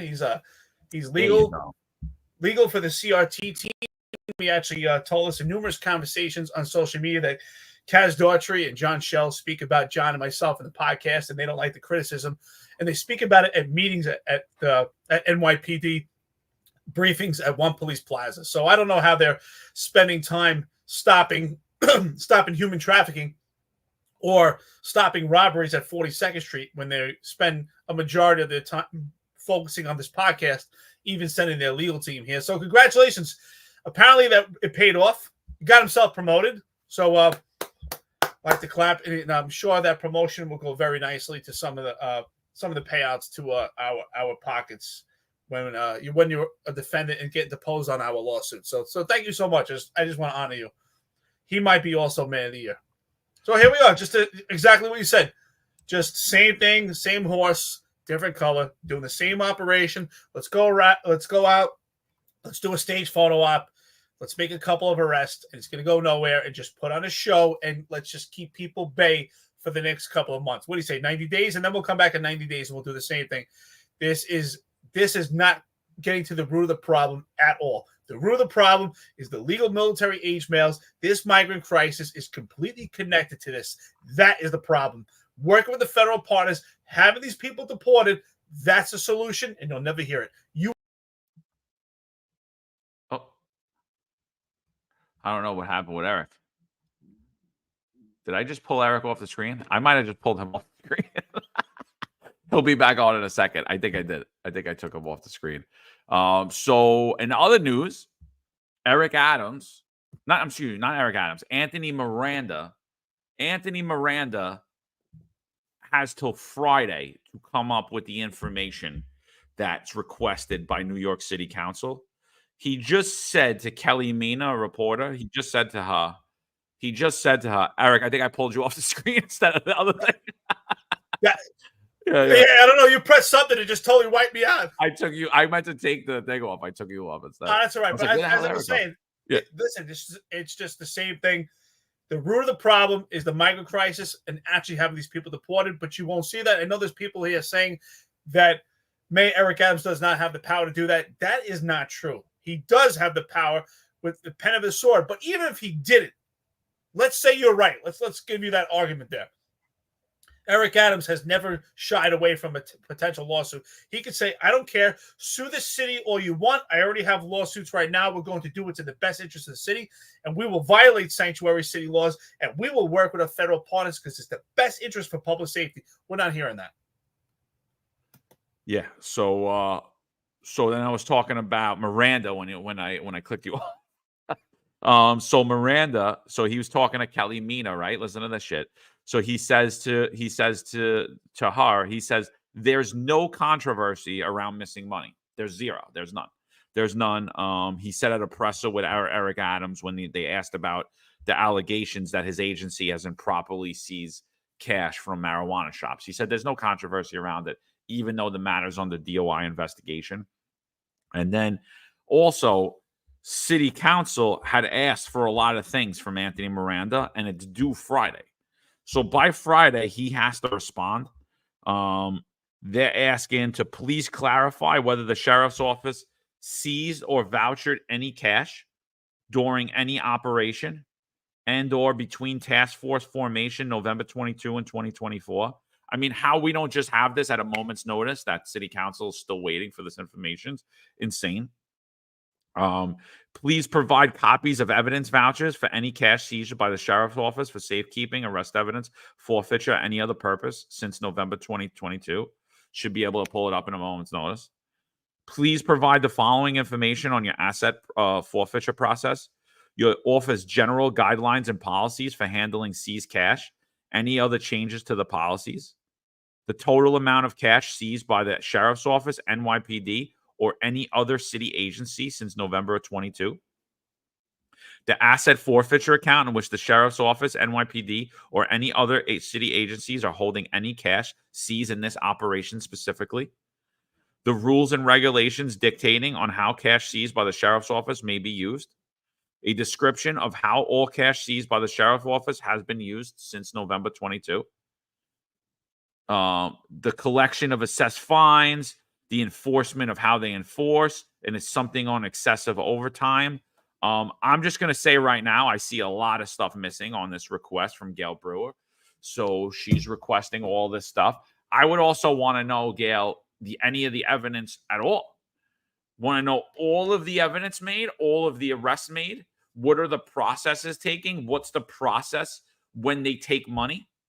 Because in the NYPD, once money is vouchered, it's not stored in the command. We're not just going to miraculously, oh, look at this $100,000 I found in my desk drawer.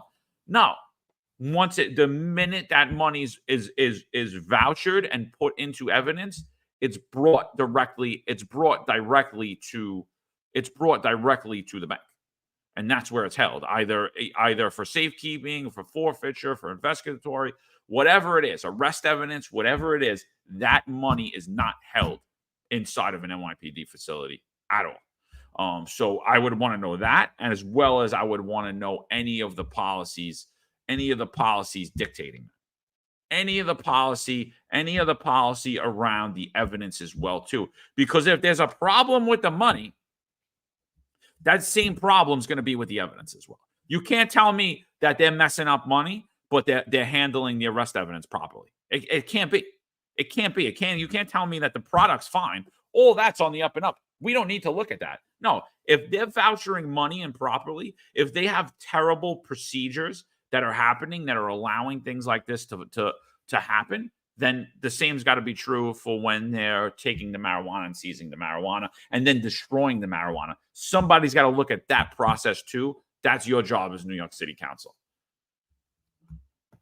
You're absolutely right? Because sometimes when you take money into possession, the money in itself is evidence.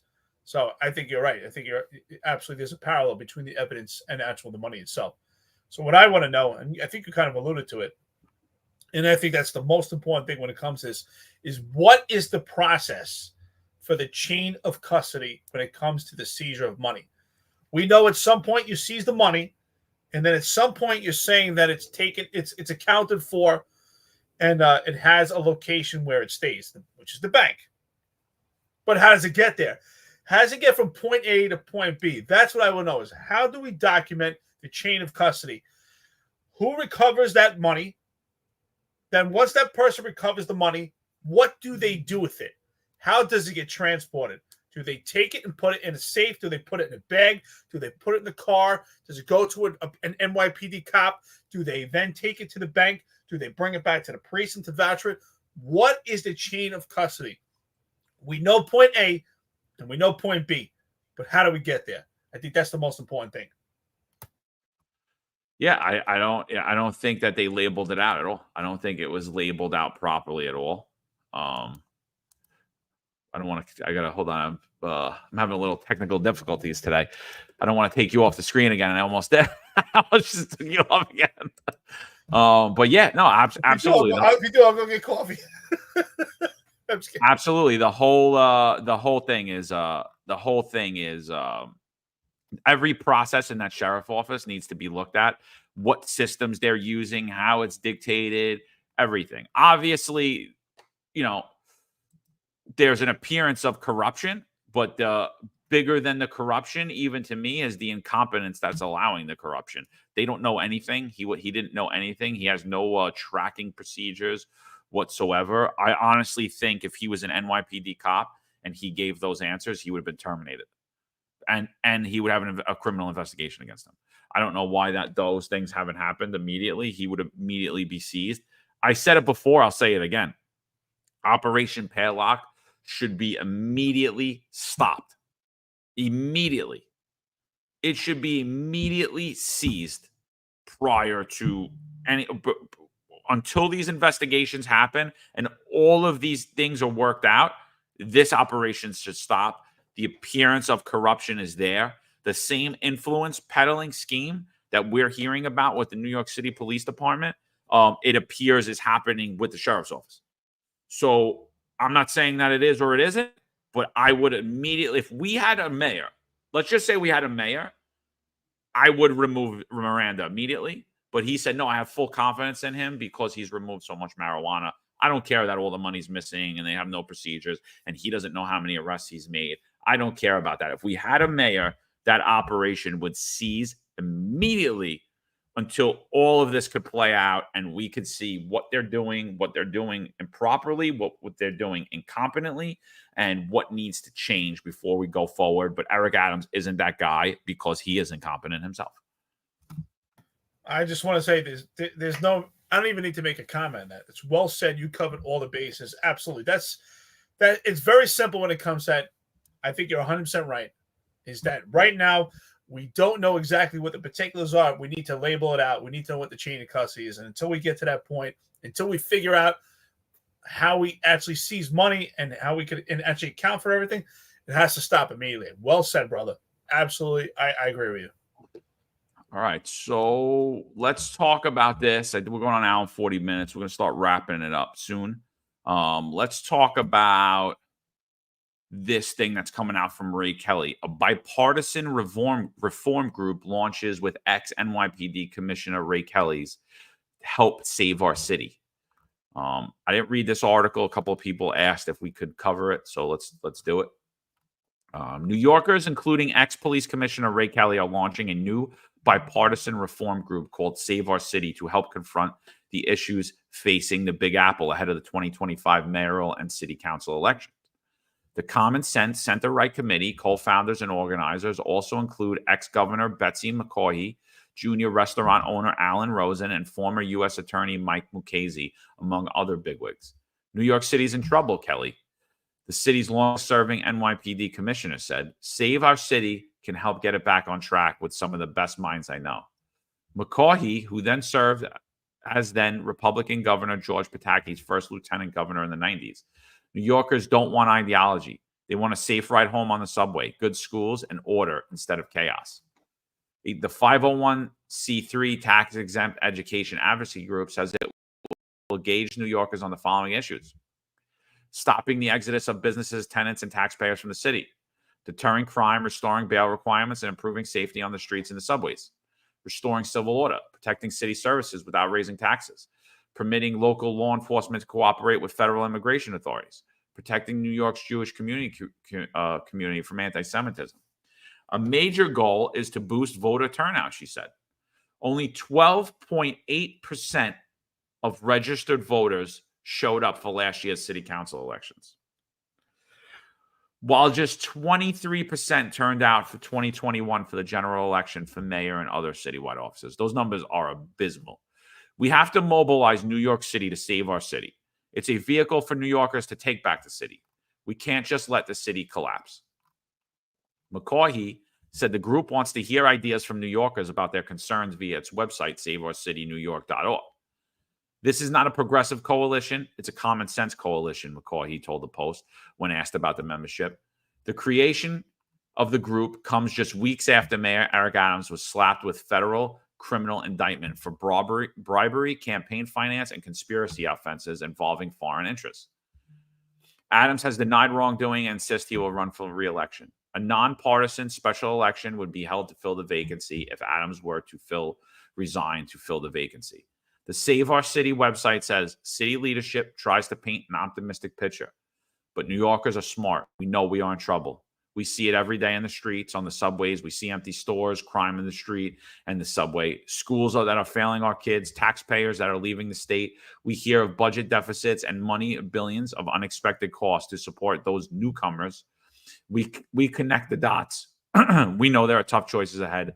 we want to be part of the solution. What do you think about that, Eric? I thought it was pretty good. Well, I think it's a lot of the Munchausen syndrome. I think that the Democrats administered all these policies that led to the problem, and now they want to treat the symptoms. I find it hard to believe that the Democrats and Republicans are going to come together on this, and you're going to have and they're going to toe the same line. I mean, and we do say sometimes it's one party, but basically what this says to me is all the problems that they legislated, we just need to peel back and go back to where we were, back to normal. That's really what this is.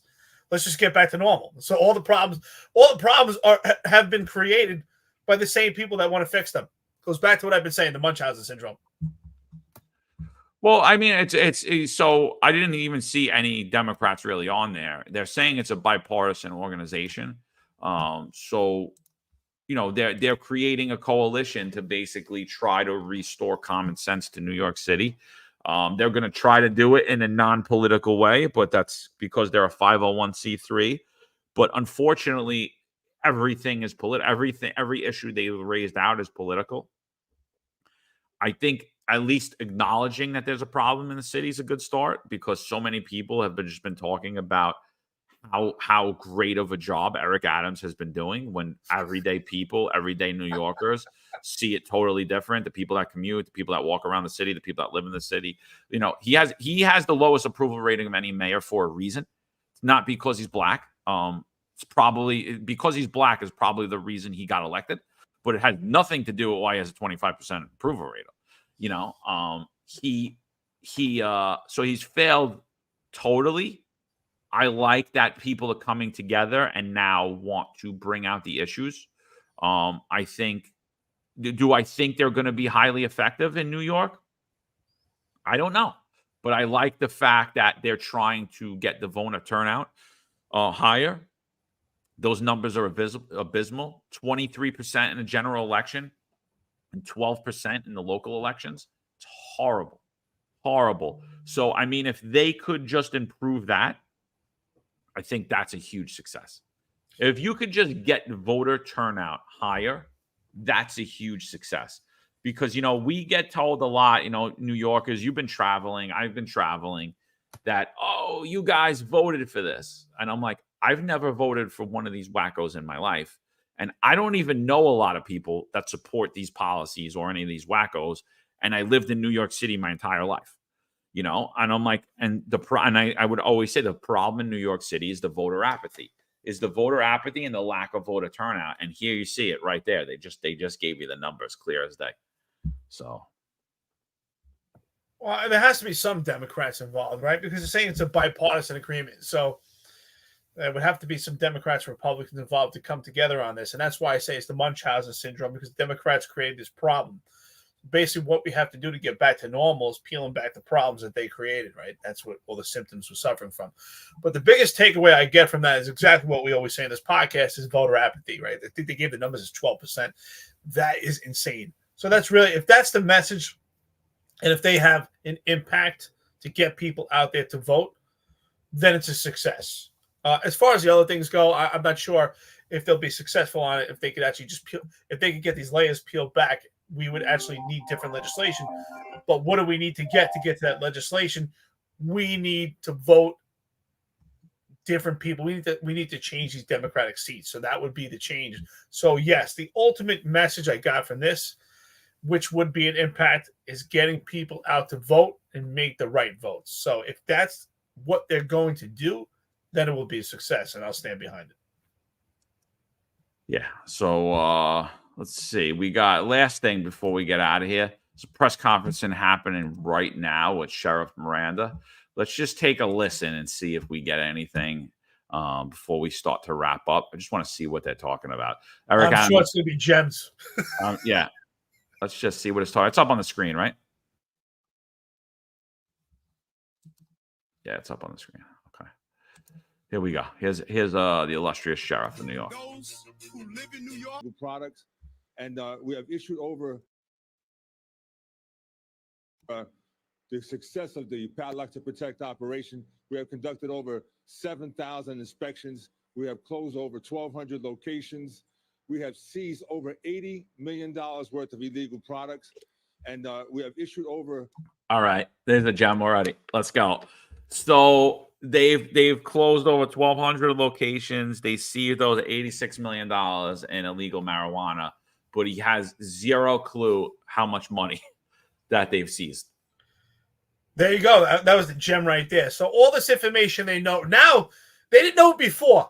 You know, when he testified to New York City Council, he had no idea, but all of a sudden now he knows exactly those numbers to a T, but he still didn't mention how much money they seized. They know how much product they have. They know how many padlock locations they hit, but they don't know how much money was actually seized. Again, this is another dog and pony show. This is Eric Adams blatantly putting this in everybody's face. Like, look, and again, he's touching the product like he likes to do. I'm surprised he's not going to smell it. Maybe he will. I mean, there's more to come. Another gem. This is just more hogwash. Honestly, dog and pony show. 100,000 in 100 million in civil penalties to these enforcement. This is the authority that the mayor has fought to give to us as of May of this year. Just in the few months, the success of the program has spoken loudly in our communities, and people have seen the difference in the changes that it takes. Had it not been for the advocacy of Mayor Adams and the elected officials who are bringing this authority to us, who just arrived in May to be able to seal these locations, you would not have seen the seizures and the success of Operation Padlock to protect. On that note, I'd like to turn it over and introduce the New York City Mayor. Thanks so much, Sheriff. We could pass the legislation. We could get Albany to respond like our partners did. We can put all the apparatuses in place, but if we don't have a real leader to be zero focused on this initiative, it would not get done. And that's what you have provided for us. When you think about it, 1,200 illegal locations were shut. You're looking at the results of that, not only what we've done with cannabis, now with these vapes and these products clearly focus on our young people, and the goal is to get them hooked on these products, and it becomes part of the economics of really dealing with the healthcare crises that we're facing among our young people. This is a contributor of these dangerous products, and that's why they have been made illegal. When you look at how attractive they may be to young people, it's clearly focused on how do we get our young people to use these dangerous products. And so I want to thank the commissioner and the sheriff for the partnership and how we've been able to make sure Padlock to Protect continues to be successful, overwhelmingly successful in their actions and activities. So today we're saying goodbye and good riddance to products that endanger our children and undermine our quality of life. This is what we wanted to accomplish when we got the legislation passed in Albany. Can I say enough about our partners up there that understood we needed to localize the enforcement and allow the local law enforcement apparatus to do what they do best, and that is to identify the shops, close them down, make sure that they receive appropriate fines, and make sure that the products are destroyed and never to return to our streets.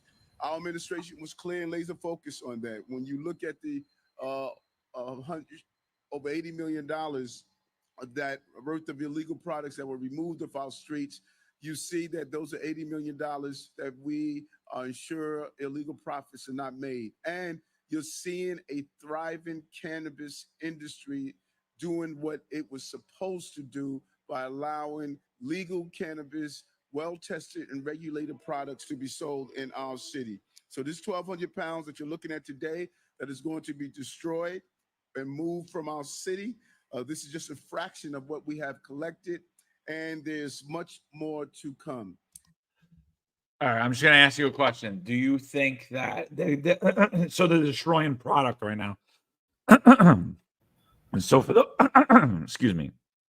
So for those of you that are business owners or whatever, I just want you to picture, or you're not a business or whatever, I just want you to picture the police department has accused you of something and took your property, right? And the property that they're saying it needs to be destroyed because it's dangerous.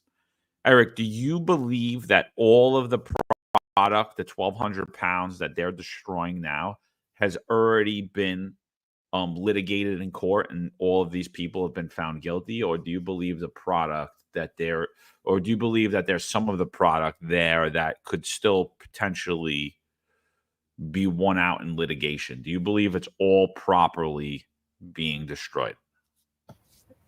I gotta laugh at your question because you already know the answer. Absolutely not. Absolutely not. I mean, he even said it here. He said it that marijuana that is sold legally is properly tested, and we know that it's a good product.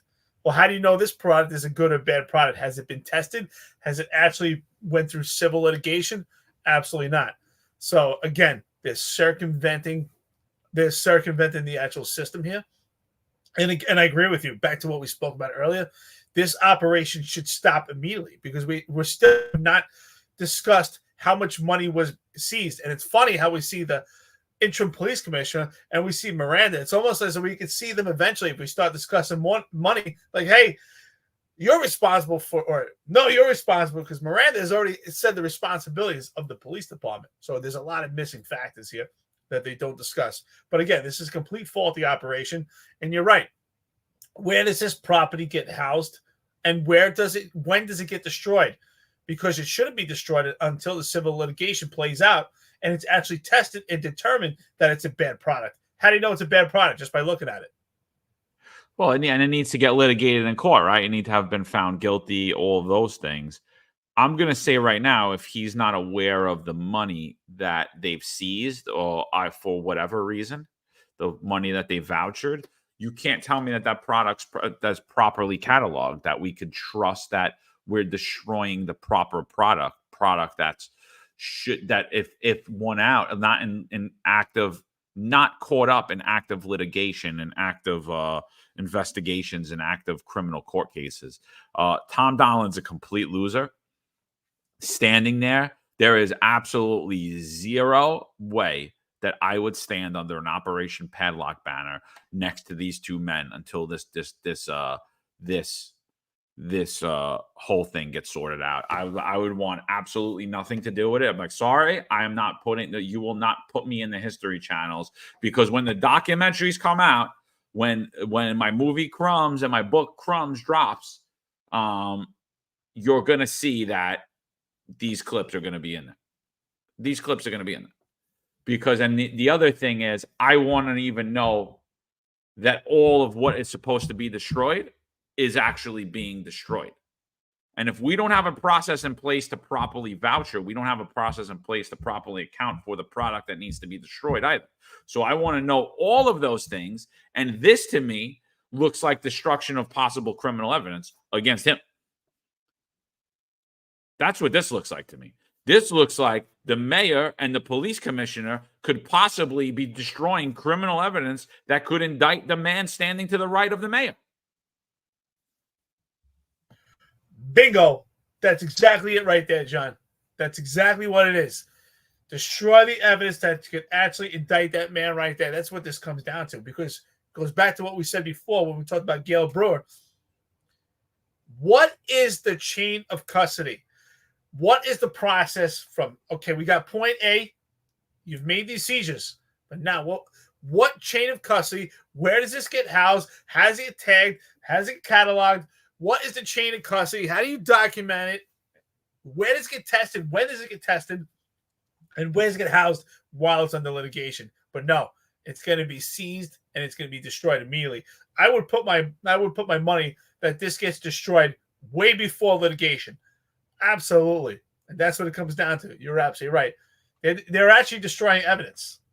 They are. And for you members in city council that are listening to this right now, this falls on you as well. Because this operation should have been seized. And instead of ensuring the integrity of the operations that are happening in New York City Sheriff's Office, you allowed them to continue to destroy evidence, potential evidence. He hasn't even given you any documentation. This guy's moving on, shutting businesses, taking product, taking cash, and now destroying more evidence. And, it falls on you because you're supposed to hold the mayor accountable. And what we've seen and what we've said on this show for over 3 years is this: not only is Eric Adams incompetent, he's compromised, he's indicted, he's untrustworthy, By all means, he's not someone of good integrity and high standing character any longer. He's the first indicted New York City mayor. He's the first indicted New York City mayor in history, in the history of a systemically corrupt city for all of its history. And we're going to allow this to go on. This to me looks like destruction of evidence.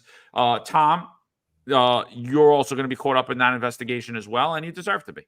You deserve to be, and you're endangering the members of the NYPD who you're putting under his authority. You're endangering their careers, their lives, and their freedom too.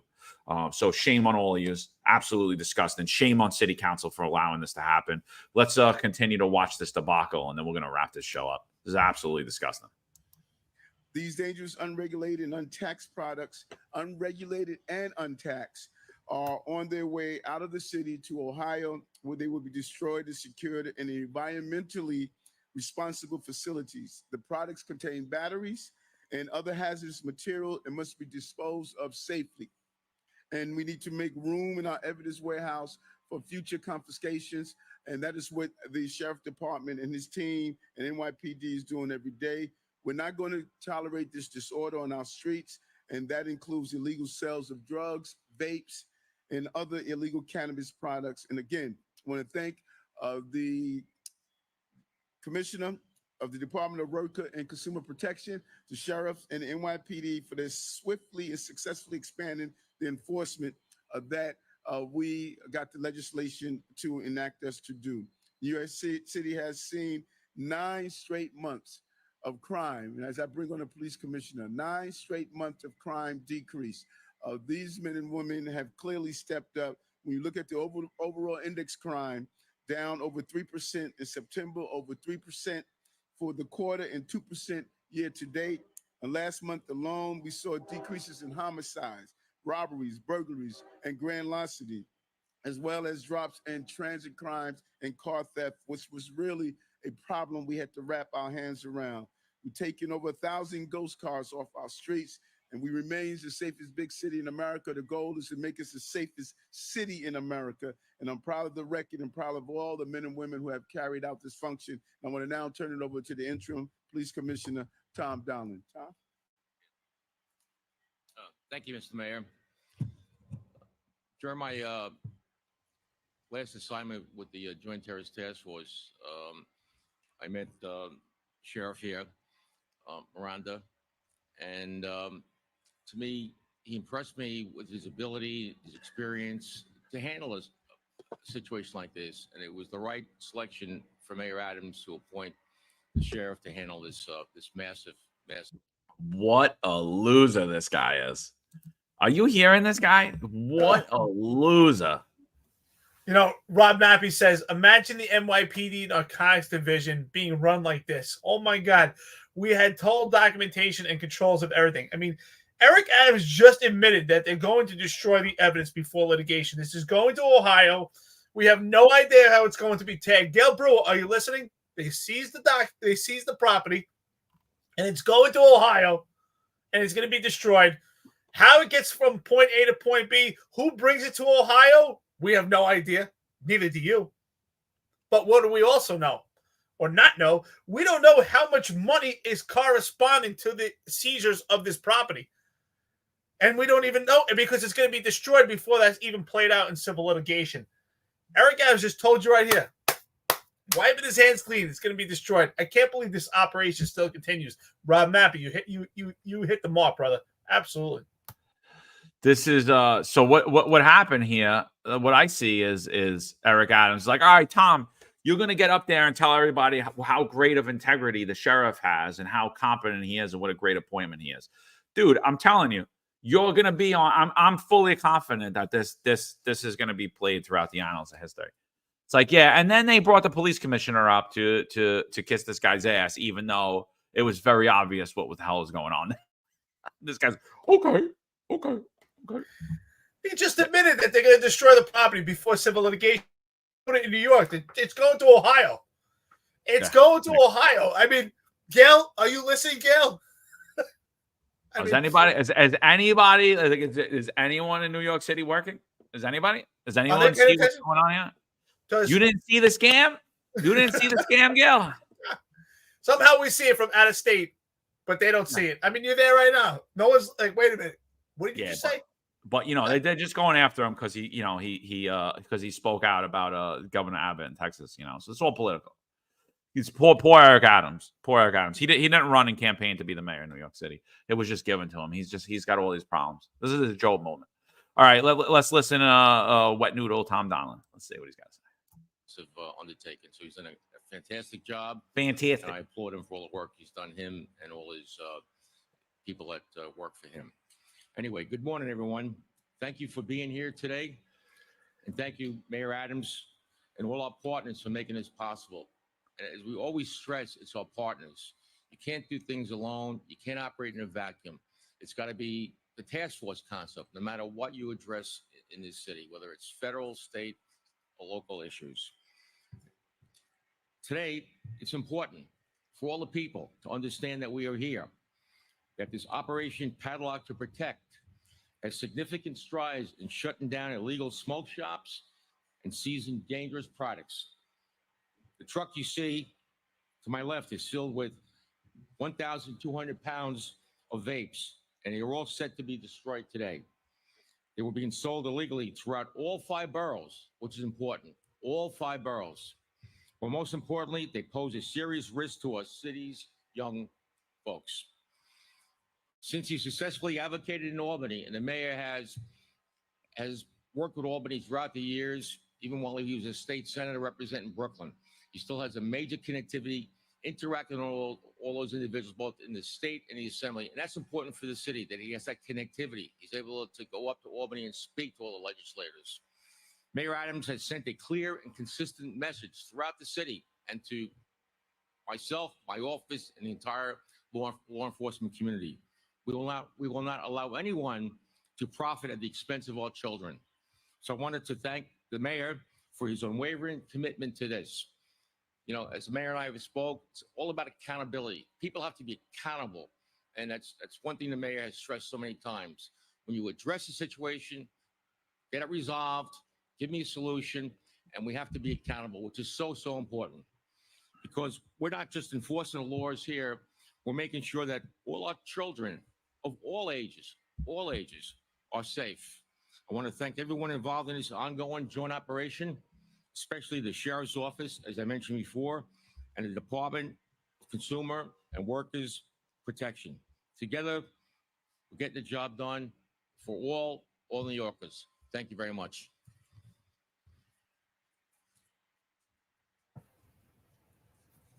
Is there anyone from the NYPD taking a trip to Ohio anytime soon? Wait, hold on. This is the good part. This is when they're going to start asking questions. Oh, here we go. That's great. Yeah. Kelly, quite well. I wanted to ask, is this all from one shop? And then just to clarify, is this illegal cannabis products or vaping? And then I had a question for the sheriff. There's been some controversy about the cash seized at these illegal shops. The city council recently sent a letter to you. Do you plan to respond to that letter and give them the information that they want? Sheriff, you want to answer both of those questions? The vapes come from many locations. There's no controversy. I addressed that question in New York one when we did the interview. There is no controversy about missing money. We are answering the questions of the city council. That's being prepared now as we speak, and we've been cooperating, and they get communications from our office on a regular basis. So just lied to the public. Again, integrity is lying in New York City. There is no controversy. You heard it here, right? You heard it here. There is no controversy with the money. What do you think about the sheriff's statement to that question? He said he testified to New York City Council. He testified to New York City Council. They had no idea about any money. So there's the lie right there. Everything they say is a lie. Get this guy. Bum. He said that he addressed it on New York 1, which he did not. He just deflected. He deflected the whole thing. Total deflection. What a liar. Let's see next question. Let's see. You want to grab a bag? What is going on?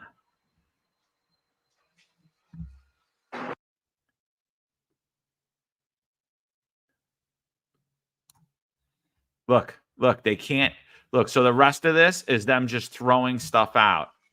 That's all it is. They only took one question. They only took one question from Kelly Mina. That was it. Look at his jacket. Get stuff done. New York City, GSD.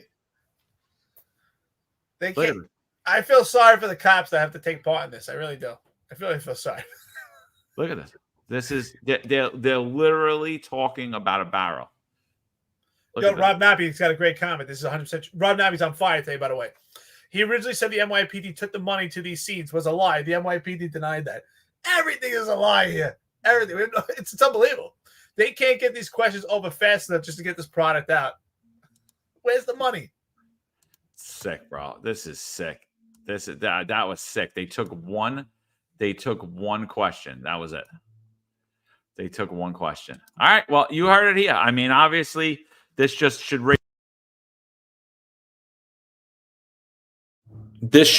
everyone's eyebrows even more. That whole press conference, everything there, that should raise everybody's eyebrows even more. Something's not right. It smells bad. It looks bad. Eric Adams isn't the guy. He needs to go. His appointments are horrific. Tom Donilon's horrific. Everyone that we've heard speak today is horrific. I got nothing good to say about this administration. I see nothing good in the future until Eric Adams is out of here.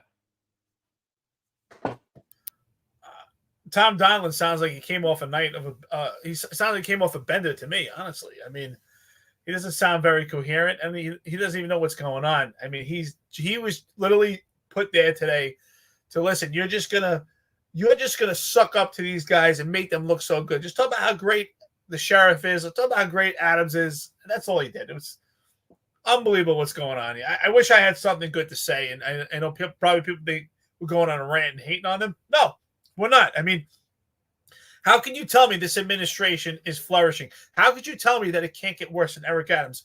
You've seen it for yourself. He's blatantly telling you this product is going to Ohio to be destroyed. I mean, do we really know that? I mean, is anything accounted for? They don't want to ask any questions. You've seen it right here. They're flaunting it in your face. We all see it. That's why when people tell me, oh, do you have someone close to the police commissioner's office that you get information? Like, no. I see the same things you see, but apparently you don't see it the way we see it. Open your eyes. Very simple. 100%. Drone Ranger says New York State Penal Law 21540, tampering with physical evidence, live on a press conference. So if anybody's investigating this case right now, I highly suggest you get your ass there and you stop that truck immediately. You stop that truck immediately.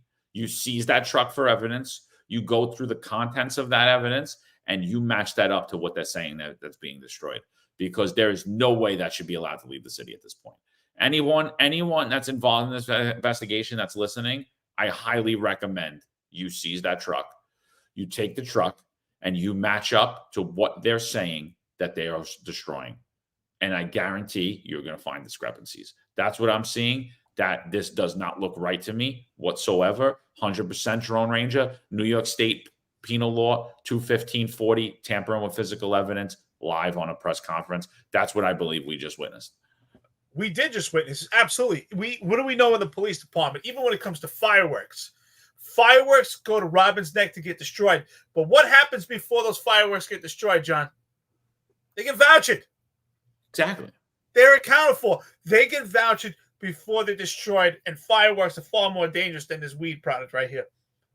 So you just witnessed on television from the mayor, from the administration, that they're going to destroy the evidence without doing the proper chain of custody and out proper documentation. Who said it? Drone Ranger 21540? You called it, brother. Absolutely. 100%. We had a good comment here by George Misford. Yeah, George, how you doing, brother? No one came close to speaking and appearing professionally as much as Kelly, Bratton, and Sewell. You're absolutely right. I mean, this is a complete unprofessional police department, but we're witnessing it right here. So this is, I'm shocked. Like I said, we're seeing the same things everyone else is seeing. Just open your eyes and don't play pretend. You know the process. That's not the process. Yeah, absolutely. Absolutely. And then once you destroy the product, then whatever you said was destroyed is a fact. Right? So if I said I destroyed it XYZ and then it's destroyed, that's exactly what it is. Now it's a fact. Now it's a fact. But if you still have it, it's not. So I don't know. I got nothing else today. This whole day gave me a headache going through this whole podcast. I actually have a splitting headache watching that. That is highly disturbing to me. Highly disturbing that we're still allowing this man to run the city. Highly disturbing that we're allowing Miranda to continue to run the New York City Sheriff's Office. Highly disturbing that the police commissioner just spoke on the integrity of Sheriff Miranda. Highly disturbing that they took one question and the answer to the question was a lie. So I don't know. I don't know, people. I don't know, but I hope people wake up. I hope people see what the hell's going on, because this is disgusting. Absolutely. And I don't blame those cops. I feel sorry for those cops because they're being used as pawns, and they're like, hey, transport this property to where it has to get destroyed. Don't document anything. Don't write anything down. Don't voucher it. I mean, I wouldn't want to have to voucher all that stuff, but unbelievable. Unbelievable what we're witnessing right now on national TV by the New York City administration under Eric Adams. You're witnessing criminal acts blatantly in your face, and people say, "Oh, he's being politically persecuted." Really? And the entire administration full of bumps. Tom Donlin, we gave him way too much credit initially. We didn't know him. Our assessment, he is a bum. Miranda, bum. Adams, bum. Goodbye. Yeah, throw the bums out. Throw all those bums out. Absolutely disgusting what we just witnessed. I can't even believe what I'm seeing before my own eyes. So City Council's still waiting for all of this documentation. We don't know that the implementation of how they're vouchering, cataloging product, money, any of this stuff is being done properly. And yet we're going to allow this operation to continue, and we're going to allow potential evidence to be destroyed. Highly disturbing. I got nothing else today, bro. You want to wrap us up? Yeah, absolutely. Listen, thank you so much, friends and listeners to the podcast. You witnessed exactly what we witnessed. John and I spoke about this yesterday. We don't have any information privy to this podcast that everyone else is not getting. It's the same thing. We're just using reasoning and logic, and we're making our observations. So, listen, thank you so much for weighing in with us. Thank you so much for the donations we always get to this podcast. What was the best message we got from that one article that one of the friends and listeners recommended from this bipartisan agreement is voting. Get out there and vote. Vote our friend Tom Sullivan, true American patriot. Thank you, everyone, for staying with us. We'll see you tomorrow, 8:05 Live. We'll be back with you.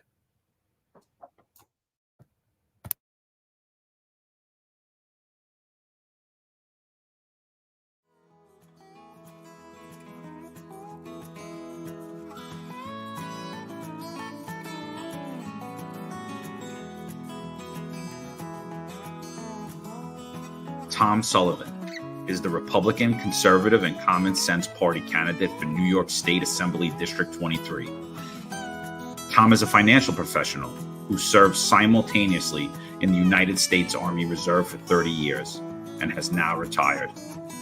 His district covers Ozone Park, Lindenwold, Howard Beach, Broad Channel, and the Rockaway Peninsula. Come November, I would empower our law enforcement agencies to go out there and do their job and not put them or their families or their pensions at risk for doing their jobs. We need drastic change in Albany so that we have a say in this matter, and they realize people of New York State will hold them accountable. The Sullivan family has a legacy of service. Tom served for 30 years protecting and defending the rights of others. Come this November, he has earned your support. This advertisement's paid for by the Friends of Tom Sullivan. There's a handful of retired officers that don't live in the state that have a lot to say about the dream team, as I like to call it. All of a sudden, they retire and have a master plan on how to fight crime, but nothing to contribute when they were here. They want to come back and be part of the dream team. What can I say? Law enforcement professionals dedicate their lives to serving and protecting our community. But who's protecting their financial futures? That's where Laidlaw Blue comes in. Our wealth management platform is specifically designed for the law enforcement community. Laidlaw Blue is a division within Laidlaw Wealth Management, run by retired New York City detective John McDermott. His status as a retired detective uniquely positions him to establish a deep connection between Laidlaw Blue and the law enforcement community. Our platform is easy to use and provides a range of financial services, including investment management, retirement planning, and insurance solutions. With Laidlaw Blue, you can secure your financial future and provide for your loved ones. Our team of experienced financial advisors understands the unique challenges and opportunities that law enforcement professionals face. We're here to help you navigate the complexities of financial planning and achieve your goals. Laidlaw Blue. Secure your financial future today. Book a meeting using the QR code displayed or call us directly on 888 901 Blue. That's 888 901 Blue.